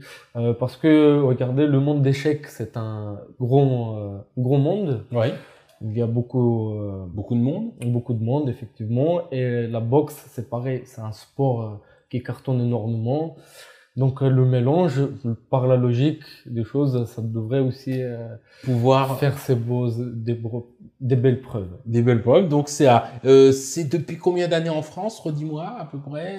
En France, la fédération française, je crois, ça a été fait en soit 2017, soit 2018. Ah, donc c'est très très récent, hein. C'est à peine 5 ans. Hein. Ouais, c'est en France, oui. En France, en France. Après, le tout premier événement de chess boxing a été fait en 2003. 2003, c'était à Amsterdam. À Amsterdam. Ok. Et c'est très développé en Grande-Bretagne, en Russie et en Russie, Hollande. Pas très développé, mais assez développé. Ça commence à se développer de plus en plus. En Turquie, c'est bien développé. Aussi en Inde, en Bretagne, comme vous avez dit. En Hollande aussi, effectivement. Hollande, il y a ça. Majou qui demande, est-ce qu'il faut bien se protéger sa tête quand on boxe pour avoir les idées claires pendant les parties d'échecs? Ah bah, d'ailleurs, pour moi, le sport le plus dangereux, c'est la boxe, parce que on pouvait avoir l'impression que MMA c'est plus dangereux parce qu'on a des coups de coude, on a les coups de genoux, mais en fait, les autres sports, en fait, on va taper vraiment de tout le corps et il y a des phases de lutte. Et en boxe, la différence, c'est que la plupart des coups sont visés vraiment à la tête et au corps, mais la plupart des gens, ils veulent mettre KO, donc ils vont vraiment plus viser la tête. Donc tous les coups arrivent dans la tête, et en plus, en boxe, on a des gants qui sont vraiment grands. Ouais. Donc en fait, quand on va toucher notre adversaire, l'impact, elle va être beaucoup plus large, effectivement. Donc c'est un sport très dangereux, et effectivement, il faut absolument défendre sa tête, c'est l'outil le plus principal. L'outil principal qui sert le plus. Est-ce que tu as connu, toi, beaucoup de blessures, justement, dans ta carrière? Tu as déjà eu des KO, par exemple, ou pas?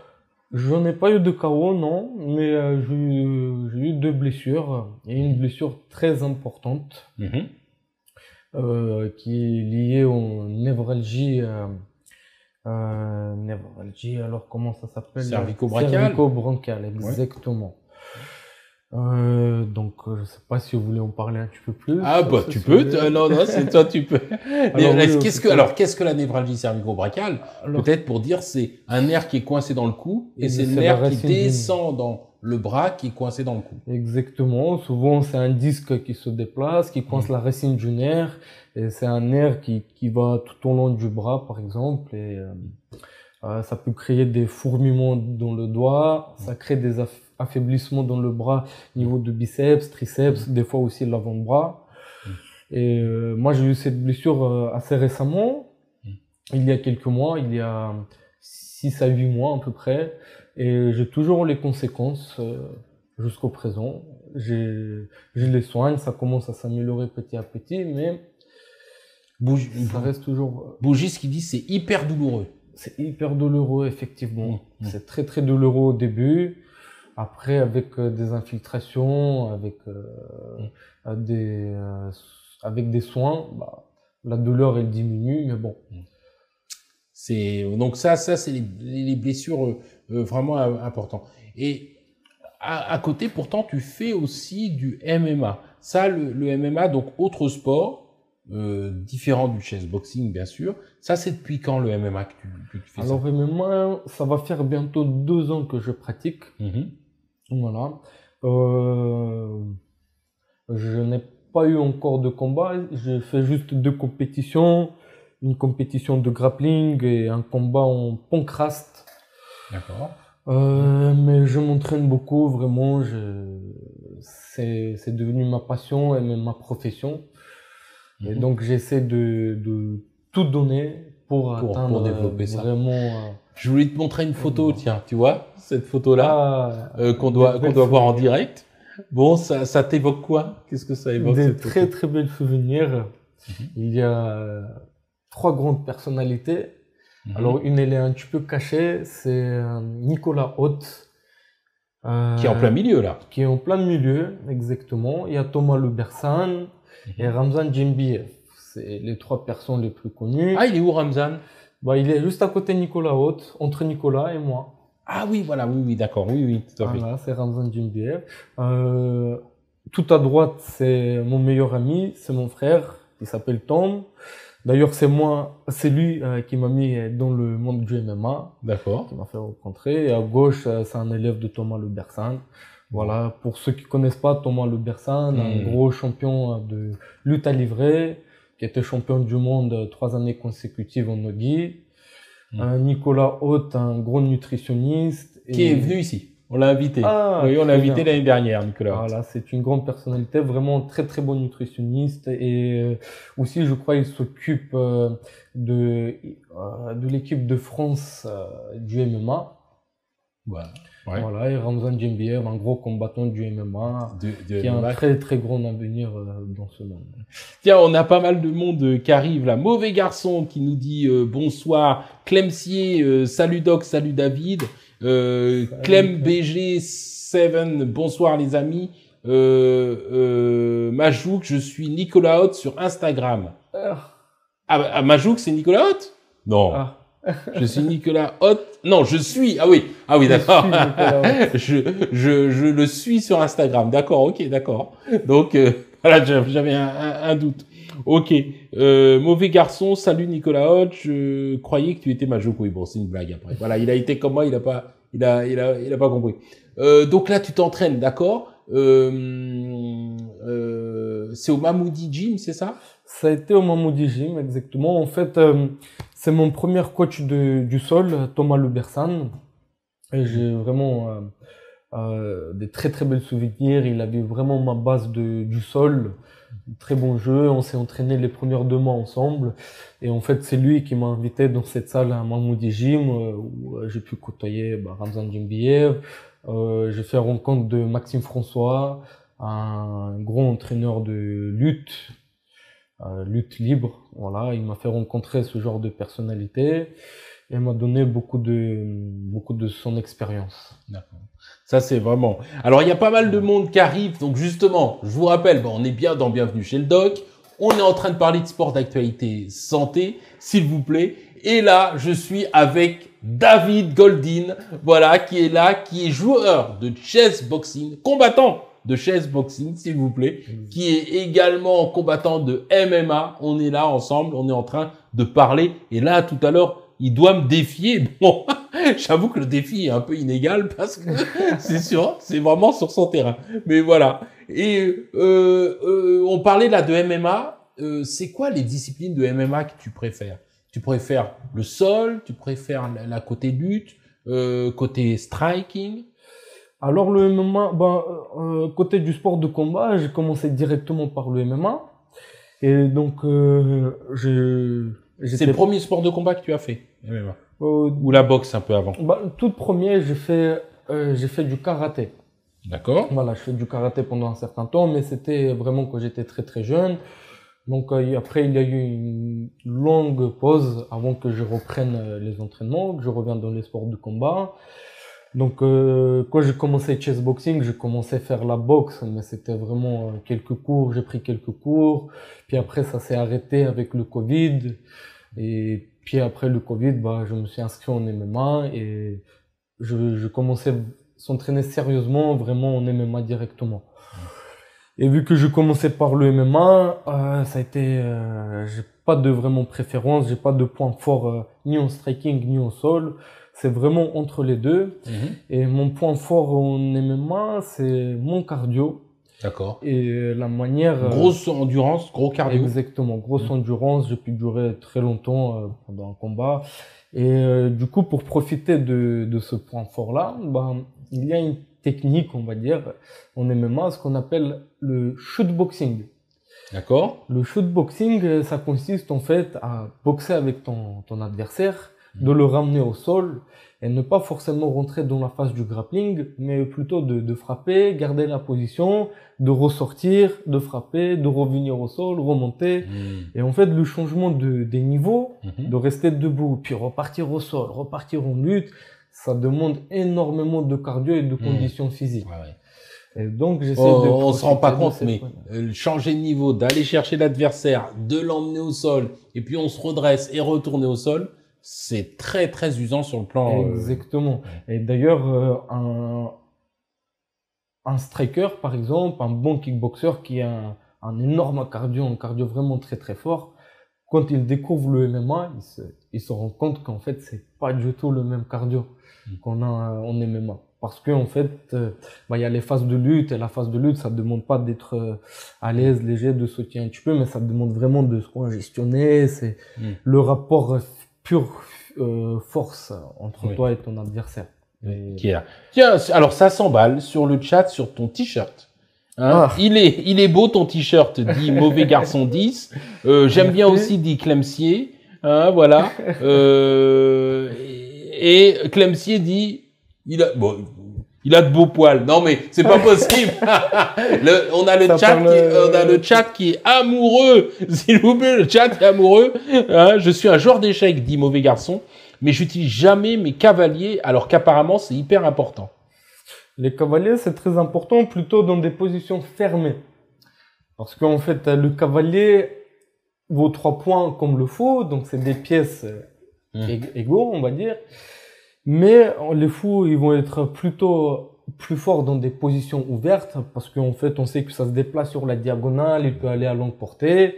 Et les cavaliers, ils vont être plutôt forts dans les positions fermées, parce que même s'il y a des pions à côté, il peut sauter par-dessus d'un pion. Donc, il faut savoir utiliser aussi les pièces de bonne manière. Et Mauvais Garçon qui dit, pour toi, quelle est la pièce la plus importante aux échecs?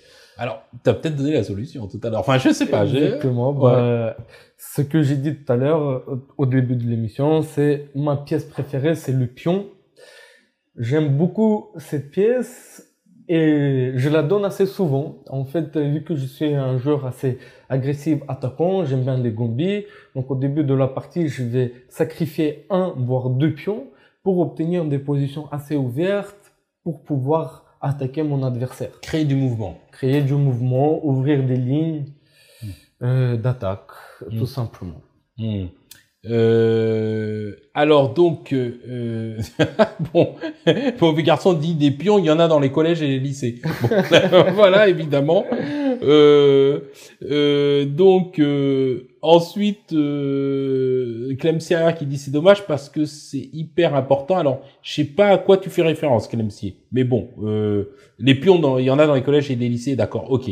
C'est dommage parce que c'est hyper important. Effectivement, on les appelle les pions, mais ce sont des gens, effectivement, qui sont aussi importants et qui peuvent aussi se transformer. Parce que quand on est pion dans un lycée, on peut faire des études et on peut avoir tout ça. C'est vrai que le terme pion, on va utiliser plutôt aux gens, c'est plutôt un mauvais terme. Un mauvais terme, voilà, dévalorisant un peu. C'est quelqu'un qui n'a pas de importance dans la vie quotidienne.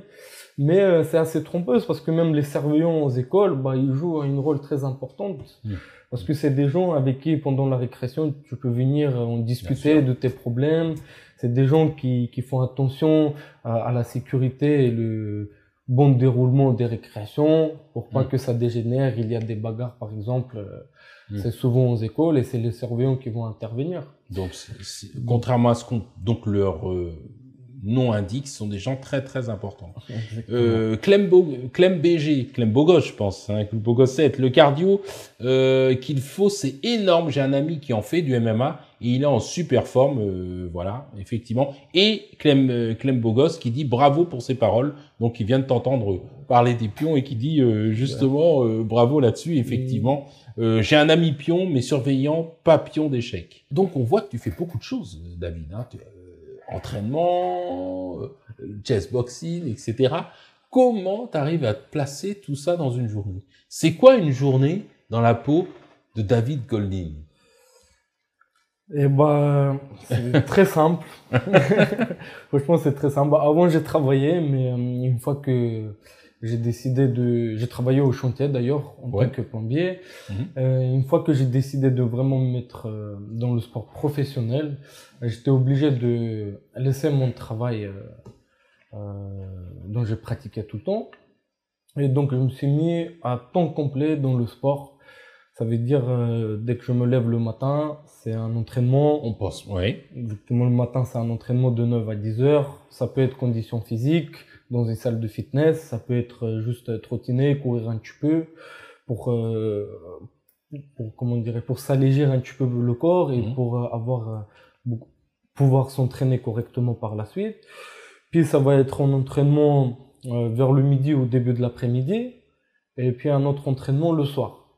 Donc c'est souvent 3 entraînements par jour, 4 fois dans la semaine. Le vendredi, ça va être 2 entraînements. Samedi, ça va être un entraînement assez léger et dimanche, ça va être repos complet. Ah, donc ça, c'est... Bon, il y a un mauvais garçon qui joue aux échecs, qui a de l'humour. Alors, en disant, c'est quoi la journée? Bah, il se lève, il mange des petits pions dans son bol de lait. Après, il va au lycée regarder des pions. Et l'après-midi, c'est course de pions. Bon. Il y a Clem BG qui dit, j'ai un pote qui travaille la ferraille. Il veut devenir pro en MMA. T'aurais quoi comme conseil à lui donner?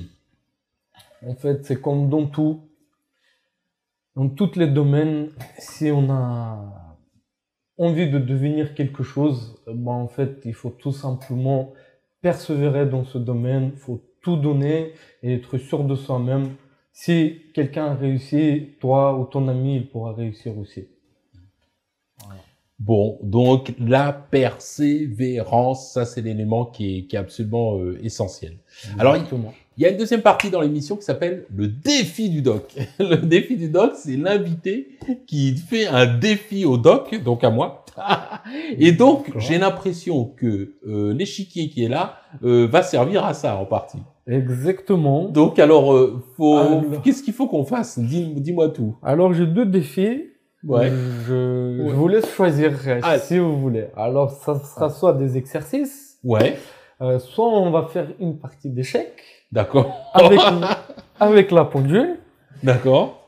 Vous aurez 5 minutes à la pendule. Bon. Et moi, contrairement à vous, je n'aurai que 15 secondes pour terminer ma partie. Pour 15 secondes pour terminer. 15 secondes. On peut faire en 2 temps. On peut faire 1 ou 2 exercices et après on essaye de refaire. Alors moi, je joue pas du tout aux échecs, mais tu me donnes envie de me mettre aux échecs. Ah, donc, c'est très bien. Ben, attends, on va placer les pions. On va faire comme si, je te laisse faire le premier exercice. Si on va commencer par l'exercice, on n'a pas besoin beaucoup de pièces. D'accord. C'est un exercice qui va nous permettre aussi d'apprendre une règle aux échecs. D'accord. Qui n'est pas vraiment très connue pour les joueurs débutants. Alors, la position est celle-ci. Donc, les blancs possèdent d'un roi en F7, la tour en H1 et d'un pion en H5. J'interromps. On dit, enlève la question de Nadal. Est-ce que vous voyez bien ou alors il y a la question qui s'affiche? C'est pour être sûr que tout le monde voit bien. Clique sur QuizKit. Ah non, c'est que... Ah ok, d'accord, c'est la personne qui a pas fait le bon truc. Donc on voit bien les éléments. Donc là, je peux te laisser y aller parce que j'étais pas sûr que tout le monde voyait. C'est bon. Ah ouais. Donc ici, c'est le tréau blanc. D'accord. Donc le pion, il avance vers le bas, donc il va jusqu'au 8e rangé. D'accord. Donc la question ici, comment est-ce que les blancs peuvent faire un échec et mat seulement en un coup? Comment les blancs peuvent faire un échec et mat seulement en un coup? Exactement. Parce que si on regarde la position, ça a l'air un petit peu compliqué car le roi ne peut pas faire échec. Le pion, il avance tout droit, il pourra toujours pas faire échec parce qu'il mange en diagonale. Et la tour, pareil, son propre pion lui empêche de faire un échec. Et puis, il n'a pas d'autre case pour faire un échec au roi. Et moi, je suis quoi alors? Vous avez les blancs. Les blancs. Donc le de toute pion façon, blanc blanc, et le il pion n'y a pas 100 000 solutions parce que si je bouge là, il va rien se passer. Si je bouge là, il va rien se passer. Ça, je peux le déplacer jusque là ou là-bas, il va rien se passer. Juste attention, le pion, il ne recule pas. Il ne fait que avancer avant. Et puis, mon roi, il peut pas faire échec. Il peut pas faire échec. Donc, je vais donner... Alors, on voit si le chat, vous regardez, si vous avez la solution, le chat aussi. J'ai trouvé, dites-nous. Dites-nous, tu joues peut-être aux échecs d'ailleurs. Ah oui, un très fort joueur d'ailleurs. C'est un bon joueur? C'est un très bon joueur d'échecs, un très bon ami d'enfance. Bon. Il y a Clem Bogos qui demande, est-ce que tu préfères les blancs ou les noirs? Dans la position ou en général? En général. En général, je préfère les échecs. Ah, les échecs, d'accord. Donc, peu importe. Peu importe. Peu importe. En mauvais garçon, il y a peut-être, j'ai peut-être pas la ref qui dit OK dinosaure. Ah, dinosaure, ok, d'accord. Dino. Ok. Les blancs pour commencer en premier, c'est stratégique. Le doc joue un peu comme une pipe. Oui. On peut dire ça. Merci, mauvais garçon. Oui, c'est vrai. C'est vrai. Bon, donc, vas-y, je donne ma langue au chat. C'est vrai, mauvais garçon a raison. Quelle est la solution pour pouvoir faire ça? Donc, j'imagine qu'il va falloir, dans ces cas-là, s'intéresser au coup d'avant ou quelque chose comme ça. Ça va être ça. Exactement. Il faut s'intéresser au coup d'avant. Et donc, le coup d'avant, les noirs ont effectué le coup suivant. Le pion a avancé de 2 cases et se mis sur la case G5. Donc, il est parti de sa case de départ pour avancer effectivement de 2 cases. Exactement. Ok. Et donc, là, ce qui se passe, c'est une question de règles peut-être? On va pouvoir, ouais. Exactement, c'est une question de règles. Donc, ouais, vous voulez la réponse? Ouais. D'accord. Alors, la réponse, tout simplement, c'est le pion va manger ce pion en G6. Alors, on peut se dire, mais qu'est-ce qui se passe? Pourquoi on peut faire ça? Pourquoi on peut faire ça? Parce que le pion n'était pas en G6, mais le pion était en G5. D'accord. Et c'est à ce moment-là, il faut connaître cette règle-là. Alors, c'est même pas une règle, c'est une sorte de règle, mais c'est un coup qui s'appelle la prise en passant.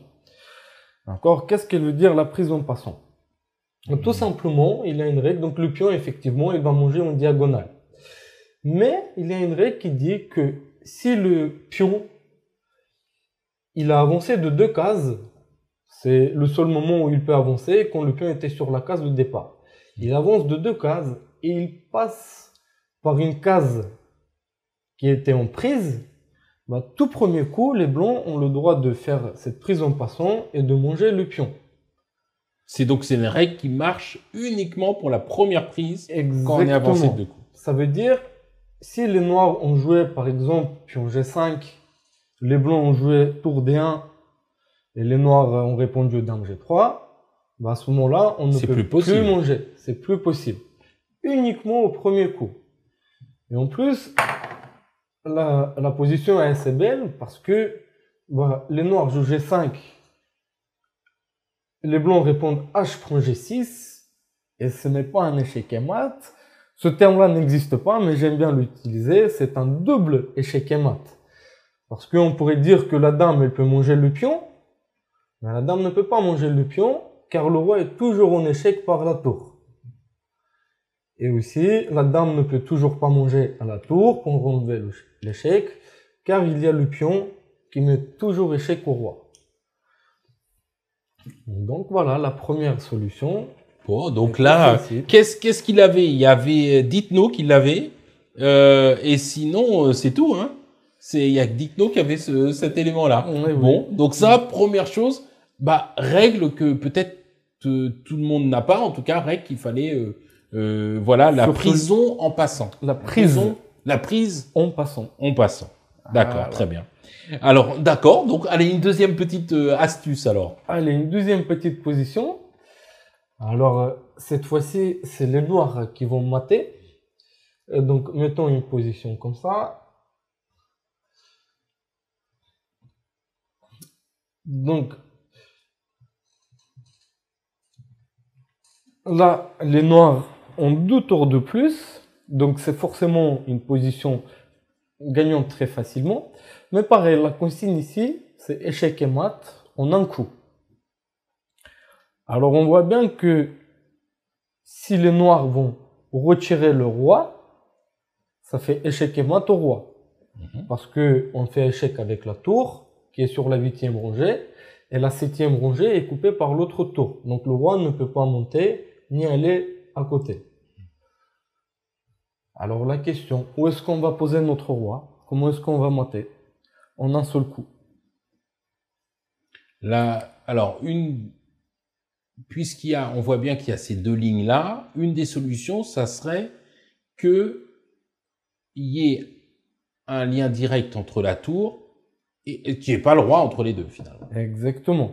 Donc, est-ce qu'il y a une solution? La question, ça serait, est-ce qu'il y a une solution? Parce que le roi, ici, ça marche pas. Exactement, ça marche pas. Là, parce ça marche qu'on toujours va pas. couper, si on monte le roi, on va couper la liaison de la Et tour. lui, il peut faire ça. Exactement, le roi, il pourra remonter. D'accord. Alors, Donc, la seule solution, ça serait de pouvoir inverser. Ce roi-là n'a jamais bougé encore. non. Et c'est la bonne question pour trouver la solution. Est-ce que ce roi-là a bougé ou non? Parce Donc, qu'il ça doit être encore une astuce, un peu comme la prise en passant, Exactement. j'imagine. C'est-à-dire le fait... alors, est-ce qu'il y a un mouvement que je peux faire du roi et qui va permettre de mettre une tour entre le roi et celui-ci? Effectivement, il y a une astuce. Je ne sais pas si les spectateurs, ils ont Alors, une idée. tiens, on va voir. Alors, les spectateurs. Il y a Ross West qui arrive. Ross West, salut les gars qui est là. Il y a Cabanito, Tommy qui dit bonsoir, bisous à mon frère David, quelle star. Voilà. Ross West qui dit ok, donc je savais pas que vous étiez un grand joueur d'échecs. Non. non, pas du tout. Il y a Chick Flex qui dit rock. Rock dit donc Chick Flex rock. Bravo, donc Chick effectivement il y a rock. Alors voilà. Par contre, aux échecs, il faut être précis. Oui. Donc, c'est pas tout simplement un rock, mais c'est un grand rock. Un grand rock. Parce qu'aux échecs, on peut faire 2 rocks. Il y a le petit rock et il y a le grand rock. Et dans ce cas-là, c'est le grand rock qui met en échec et mat le roi adverse. Donc, comment est-ce qu'on fait le grand rock? Tout simplement, on va déplacer le roi de 2 cases. On va avancer 1, 2. Et puis, la tour, elle va se mettre à côté du roi. Donc, le fait d'avancer 2 cases vers la tour, ça autorise à faire ce rock-là. C'est en fait une possibilité de faire le rock, et c'est le seul moment, la seule possibilité où le roi il se déplace de 2 cases. Dans les autres cas, le roi se déplace toujours d'une seule case.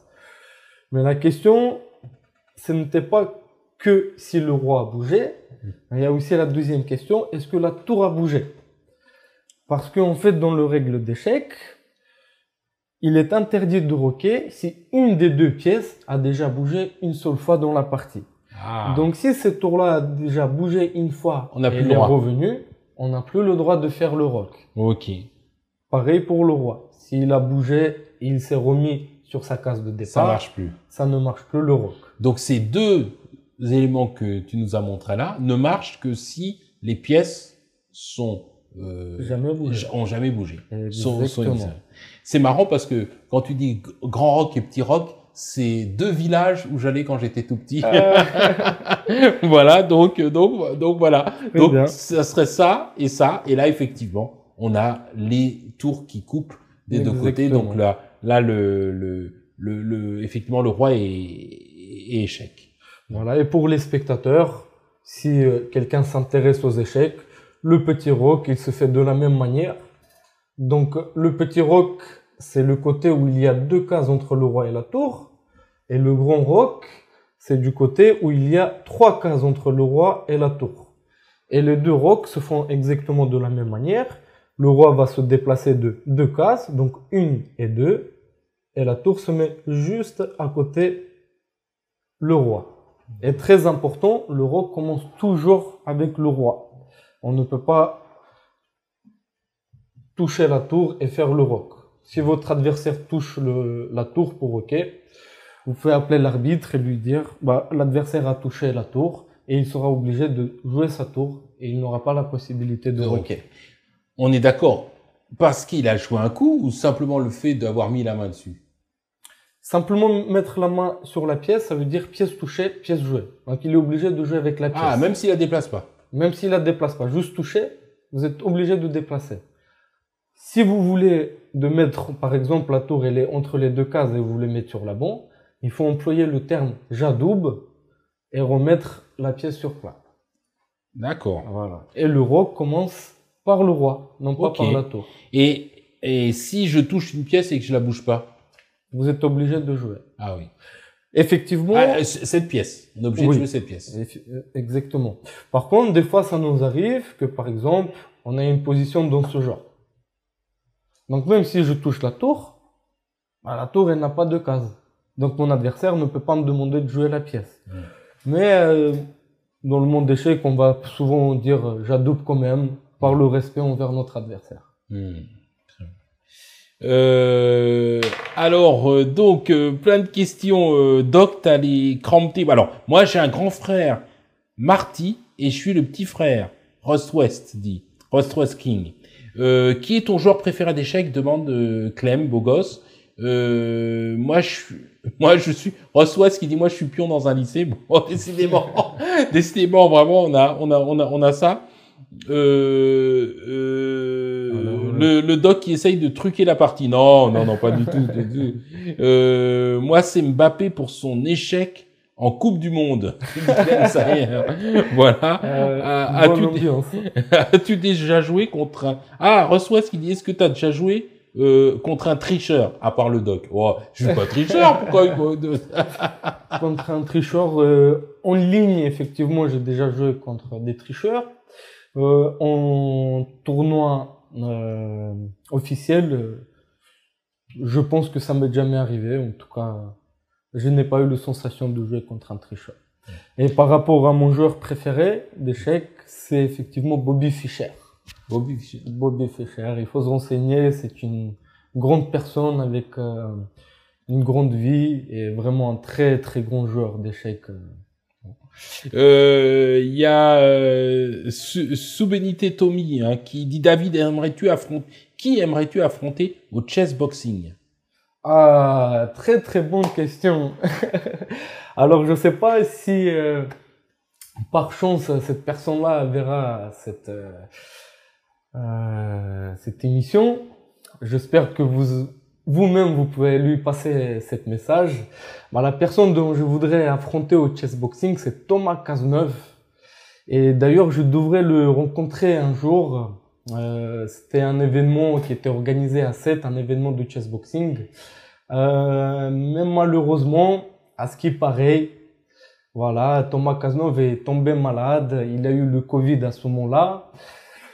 Si c'est vraiment le cas, je suis content que voilà, il est ressorti bien de cet état-là.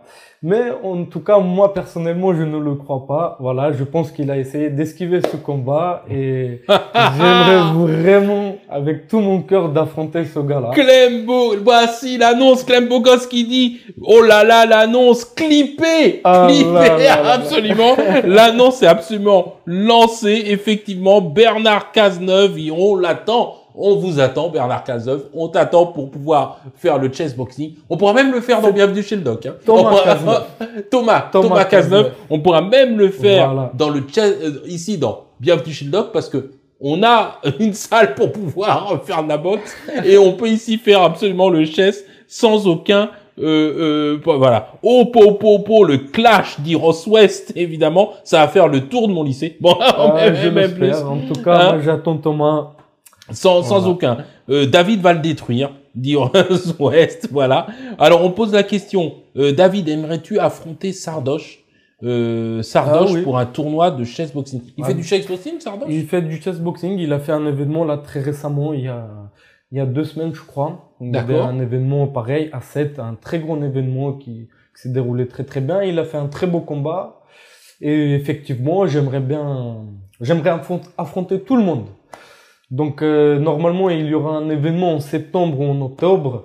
Donc je compte sur vous pour que vous envoyez plein de messages à Chessboxing Paris et Chessboxing France. Ils ont 2 comptes sur Instagram. N'hésitez pas à les envoyer, de les harceler. David Oanov ou Goldin, quand vous voulez. C'est lancé, ça y est, s'il vous plaît. OMG, oh my God, l'élément est absolument lancé. On va avoir évidemment une compétition de chess boxing qui est là avec David Goldin, Oanov, qui est là Yes. et qui va les détruire. C'est mon gars, il est là, vraiment, on va voir ça. Bon là, ça c'est vraiment top. Donc merci pour ce défi. On a appris 2 coups, hein, 2 choses, 2 règles en fait. Peut-être que beaucoup de gens ne connaissent pas. Voilà, que tu nous as montré, mais là vraiment, ça donne envie. J'ai vraiment envie de me lancer dans le chess là un petit peu. Là, tu pourrais me donner des cours par exemple de chess, des choses comme ça se fait. C'est mon métier. C'est ton métier? Ah oui? Exactement. Maintenant, je donne des cours d'échecs. D'accord, Dans mon club où je joue, c'est le club de Tremblay en France. d'accord. Un des meilleurs clubs. D'ailleurs, là, cette dernière semaine, pendant 11 jours, il y avait le top 16 de France. Ok. C'était à Chartres. J'étais présent. Chartres, c'est ma ville. Ah, Moi, je suis de Chartres. trop bien. Bah, vous voyez. Et Donc, c'est toujours à Chartres? Non, c'était... Si, c'était à Chartres. Mais même. et c'est toujours là-bas chaque année ou alors non? Non. Assez souvent. L'année dernière, c'était là-bas. Cette année, c'était là-bas. Ah bah alors, deuxième raison, bah, décidément. Voilà. Et donc, voilà, on s'est maintenu en top 16. J'étais là-bas. Très, très bonne ambiance. Et- Là, à Chartres, c'était pas le chess boxing, c'était Non, que c'était les échecs. les hein. échecs. D'accord, on est d'accord. Exactement. C'est une des plus fortes compétitions par équipe, le top Ouais. 16. Ok, C'est les 16 meilleures équipes de France. Donc d'accord. on s'est maintenu, on est arrivé 9e sur 16. Ah, c'est bon, c'est bon. Donc on est quand même resté maintenu. Bon, après, il y avait assez... 16 meilleurs, c'est-à-dire la première ligue en quelque sorte? C'est ça. C'est la Ligue 1, si vous voulez. La ligue. En fait, il y a il y a les nationales. Donc la plus faible, c'est National 5, National 4, 3, 2, National 1. Après National 1, c'est le top 16. Voilà. Et au top 16, il y avait des joueurs comme Maxime Vachier-Lagrave. D'accord. C'est le meilleur joueur français, numéro 2 mondial à l'époque. Il était présent, il joue pour l'Anières, sur Seine. Et bon, il y avait beaucoup de joueurs mondiaux, André Ivanchuk. Et c'était tout un week-end, toute une semaine? Pendant 11 jours. 11 jours? 11 jours. C'est 8 joueurs, enfin, c'est une équipe qui s'affronte contre une autre équipe. Il y a D'accord. 8 joueurs dans chaque équipe, chacun s'affronte et on cumule les points, les résultats et puis Ah, c'est vraiment intéressant. Ben bon, allez, il va falloir qu'on discute de tout ça parce que d'ailleurs on y est. Voilà, mais en plus à Chartres, alors là il va falloir voir des grand choses. plaisir. Mais c'est vraiment top. Vraiment, ça me donne envie. Vraiment, ça me donne envie parce que le côté là un petit peu, j'ai jamais creusé, mais vraiment, il va falloir faire ça. C'est un monde spécifique, les échecs, effectivement. C'est un monde à part. Bon, des petites questions. Il y a une 3e partie. Cette fois-ci, c'est à toi que je pose des questions. Ah. C'est la Madeleine du Doc. C'est-à-dire, si tu étais une pièce d'échec, laquelle serais-tu? Définitivement, je pense qu'on a la réponse. Exactement, je serai le pion. Le pion, pour toutes les raisons que tu as données, la pièce qui peut se transformer, la pièce la plus humble, la pièce qui gagne du terrain, la pièce qui peut finalement progresser, comment on l'appelle déjà? On dit que La promotion. voilà, Se avoir promouvoir. véritablement se promouvoir et avoir de la promotion. Donc ça c'est vraiment important. Bon, Majou qui est toujours les ischios, ça pardonne pas. Et Lulu le malicieux, les oléagineux pour les muscles, c'est bien non. Les oléagineux, alors précise un peu ce que tu veux dire, si c'est en massage ou si c'est en buvant. Bon, je continue sinon mes questions. Si tu étais un coup de boxe anglaise, c'est-à-dire si c'était une technique de frappe en boxe anglaise, laquelle serais-tu? Je saurais. J'hésite entre deux. Soit un mi-uppercut crochet au foie, soit un overhand. D'accord. Bon, donc uppercut ou overhand. Uppercut, on voit bien, et overhand. Overhand, c'est un. Ah oui. Une Ah oui. Ok. frappe, Ok. Ouais.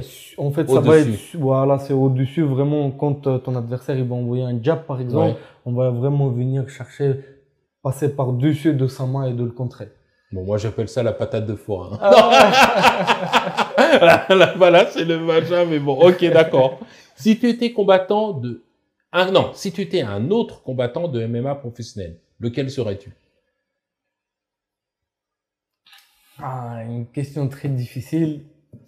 J'aimerais pas être un autre combattant, j'aimerais être moi-même. Mais en tant que combattant, peut-être Georges Saint-Pierre. Georges Saint-Pierre. Georges Saint-Pierre, c'est un combattant que j'admire beaucoup. Si tu étais un traitement qui apaise, tu serais lequel? C'est des questions dures, hein. On a exprès des questions Je dures. Hein. serais le morphine. La morphine, ah ouais, Morphine, c'est un traitement puissant, effectivement. Très très puissant Et qui endort. Exactement. Bah, pas forcément endormir, mais je me rappelle des bonnes sensations après avoir été traité par ce médicament. Par ce médicament. Cubanito Tommy qui dit si je vois une barbe aussi impressionnante, je sors immédiatement du ring. Alors, si tu étais une partie du corps, laquelle serais-tu? Le cerveau. Le cerveau. Le Oui, cerveau. Parce que important. le cerveau très important et qui contrôle tout le corps. Voilà, absolument. Tu préfères la boxe ou les échecs? Ah, question dure. Toutes nos questions sont dures. On a le droit à joker? Non. Non, faut choisir. Ah, c'est des questions très dures. Tous nos invités, à chaque fois, ils sont morts avec nos questions. Je dirais les échecs. Les échecs. Tu préfères le MMA ou le chess boxing? Tous nos invités souffrent, hein. Souffrent à nos questions. Non, MMA. Le MMA. Tu préfères le striking ou le grappling? Striking. Et tu préfères le côté noir ou blanc de l'échiquier? Bon. T'as un Je petit peu préfère répondu. l'échiquier. L'échiquier tout Noir-blanc. noir-blanc tout entier. Tu préfères devenir champion du monde de chess boxing ou champion de France de MMA? Ou champion du monde de MMA, tu vois. Ah non, champion du monde de MMA. J'adore le chessboxing, mais MMA, c'est important. Alors, tu préfères Maxime Vachier-Lagrave ou Ramzan Jembeyev? Ramzan Jembeyev, là. Tu préfères, c'est de moi ça, tu préfères le dolma ou le harissa? Oh, j'aime Harissa, mais le dolma. C'est le dolma qui est meilleur. Ok. Ok. Ça me surprend d'ailleurs, le dolma. Comment vous savez ça? Ah oui, moi je me renseigne. Je sais. On prépare l'émission absolument, absolument.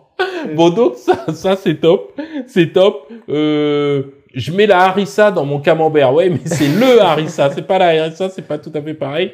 Ross West qui dit je préfère Maxime Vachier. Ouais, ok. Et Cubanito, qu'apporterais-tu aux échecs si tu en avais la possibilité? Ah, question intéressante. Qu'apporterais-tu aux échecs si tu en avais la possibilité? Qu'est-ce que j'apporterais? J'ai déjà pensé à un truc. En fait, dans les matchs par équipe, je sais pas pourquoi, mais il y a des équipes féminines et dans les équipes féminines, il y a que des femmes qui jouent. Par contre, dans les autres équipes où c'est équipe soi-disant masculin, D'échecs? il y a une obligation qu'il y a absolument une joueuse féminine. Et je ne suis complètement pas d'accord avec ce fait-là. Alors si c'est complètement féminin là-bas, ça doit être complètement masculin ici. Moi, je suis étonné que ce soit pas complètement mixte. Ben oui. Pourquoi on Je fait- suppose parce que c'est pas pour rentrer dans une thématique polémique, Attention. mais quand même il y a une différence de niveau de jeu aux échecs. Ah, encore Parce que aujourd'hui. même si on regarde par rapport au Hello, on peut se rendre compte très facilement de cette constatation-là. D'où ça vient? C'est parce que il y a une culture où c'est plutôt les hommes qui jouent aux échecs au départ. Je pense plutôt oui. C'est culturel. C'est comme, C'est je culturel. sais pas, la boxe. Effectivement, il y a Mm. des champions du monde boxeuses qui sont très très fortes, mais on va voir plus d'hommes dans la boxe Ouais, mais, que de femmes. À la limite, on pourrait se dire les éléments physiques, bon, de force, etc. Même si, évidemment, il faut enlever cet esprit-là, mais on peut imaginer que les hommes soient plus orientés vers le côté force. Les échecs, il n'y a absolument pas la force. Donc, on est vraiment purement dans l'élément culturel. Plutôt culturel. C'est clairement Plutôt culturel. culturel. Bon, donc, mais peut-être, voilà, un sport qui devrait être totalement mixte. Hein, Non, mais en fait, effectivement. c'est un sport mix, complètement mix. C'est juste que par équipe, en fait, tout à l'heure, on avait parlé des équipes nationales et de top 16. D'accord. En fait, il y a national 1 féminine, nationale féminine, et il y a que des femmes. Alors Ouais. que national normal, ils Donc toi, obligent d'avoir une femme. Ça veut dire que tu serais pour que ce soit uniquement et totalement mixte. Soit uniquement et totalement mix, soit si c'est féminin à 100%, ça doit être masculin à 100%. Ouais. Je ne vois pas l'intérêt de mettre Bon. un échiquier féminine. Ouais, je trouve que oui, je pense que le totalement mixte serait la bonne solution. Parce que y a rien qui expliquerait, enfin, je sais pas, moi je trouve que rien n'explique une différence physique, donc Exactement. voilà. Alors si culturellement au départ il y a moins de joueuses que de joueurs, bon, il suffit de changer ça change facilement. Bon, ok. Lulu le malicieux, le doc est arrivé préparé comme un boxeur pour l'émission. Oui, ça c'est référence au bon plat arménien. Cubanito, le doc dans un ring, c'est pour quand? Ah, dans un ring, non, mais sur le tapis, régulièrement, ça, oui. Il y a même bon, là, Cubanito, c'est peut-être la première fois que tu viens, mais régulièrement, il y a un tapis à côté. Oui, on l'est. Mais c'est vrai que c'est pas un ring, c'est vrai. Non, plutôt sport de préhension qu'autre chose. Allez, dernière petite question pour le quiz là. Parmi les moyens de récupération suivants, ça c'est la question du doc. Hein. Parmi les moyens de récupération suivants, lequel est le moins efficace? Je vais vous citer 4 moyens de récupération. Il y en a un qui est moins efficace que les autres.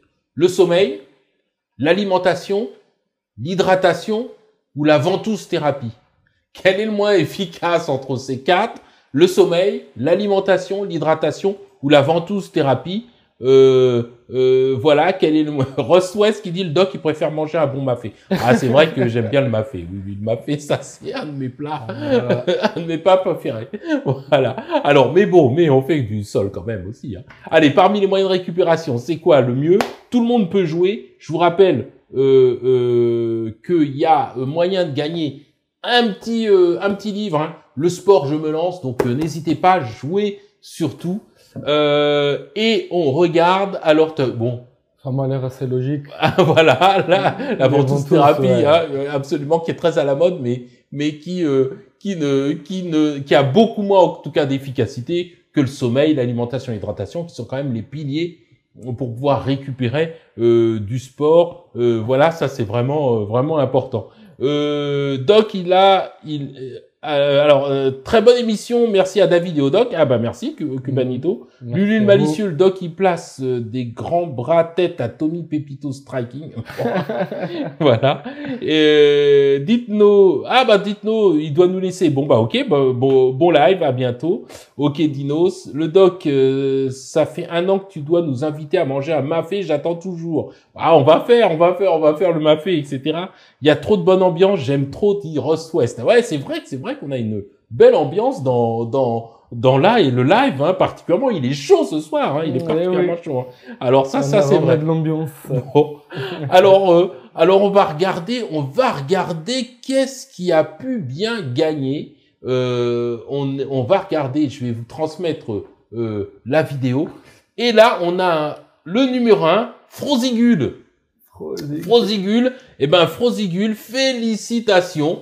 Frozigul, il faut absolument contacter le modérateur Tatar et lui donner tes coordonnées, ton adresse et tes coordonnées. Hein, on va bien sûr voir tout ça. Et effectivement, comme ça, on va pouvoir t'envoyer le livre directement à la maison. Hein, tu vas le recevoir. Voilà, Ross West qui dit mort de rire, rajoute que t'as fumé la ganjaman. Ok. Cubanito qui demande par expérience quel sport use plus les sportifs. Alors quel sport use plus les sportifs? Je dirais bodybuilding, moi. Bodybuilding, pas bodybuilding, mais ceux qui travaillent avec les charges vraiment lourdes. Ah ouais, c'est vrai que ça peut être un sport. Bah les sports, il y a beaucoup d'impact, beaucoup de chutes, beaucoup de choses. Ouais, ça use quand même pas mal. Le rugby, hein, c'est aussi. Le rugby aussi, c'est vrai. C'est quand même un sport assez difficile. Alors, on a une petite tradition. Et la petite tradition, c'est quoi? C'est de faire le livre d'or. Et voilà. Et donc, l'idée, c'est que tu puisses venir laisser un mot, parce que c'est ça notre tradition. On a été extrêmement heureux de recevoir David. Voilà, de parler échecs. Ça a mis en feu, évidemment, véritablement, le chat qui était là. On a découvert cette discipline, le chess boxing. Je suis sûr que vous connaissiez pas. Vraiment, ça donne envie. En tout cas, moi, ça m'a donné envie de me lancer dans les échecs. Ça, je pense que vraiment, on va partir là-dessus. Ça va être vraiment une bonne chose. Donc, on a été très content, vraiment, de recevoir David. Une belle personne. On a vu vraiment toute l'énergie positive qu'il a pu lancer dans le chat, qui était encore une fois en feu, qui était amoureux même, j'ai envie de dire, le chat qui était là. Voilà, donc c'est ça, c'est génial. Merci David, dit Tatar. David nous a régalé par sa présence. Invité Turan Bashi la prochaine fois. Bon, chez qui Turan Bashi, je sais pas. Voilà. Mais en tout cas, on a vraiment, on a passé un super moment là, David. Hein. Voilà, merci à vous tous. Merci à toi, Doc, d'avoir m'invité. Bon, voilà. Et... L'émission, est-ce que ça t'a plu? Est-ce que ça t'a plu? Oui, ça m'a vraiment beaucoup plu. J'ai appris pas mal de choses à un niveau de blessure, niveau de santé, comment on peut soigner ça. Bon, et je compte sur les spectateurs pour que le défi soit vraiment lancé. Ça, c'est très très chaud. Ça, vraiment, ce défi, c'est vraiment un truc. Je pense qu'on va en entendre parler. On va faire circuler ça sur les différents réseaux sociaux. Faites circuler les gars, parce qu'on veut que ce défi vraiment ait lieu.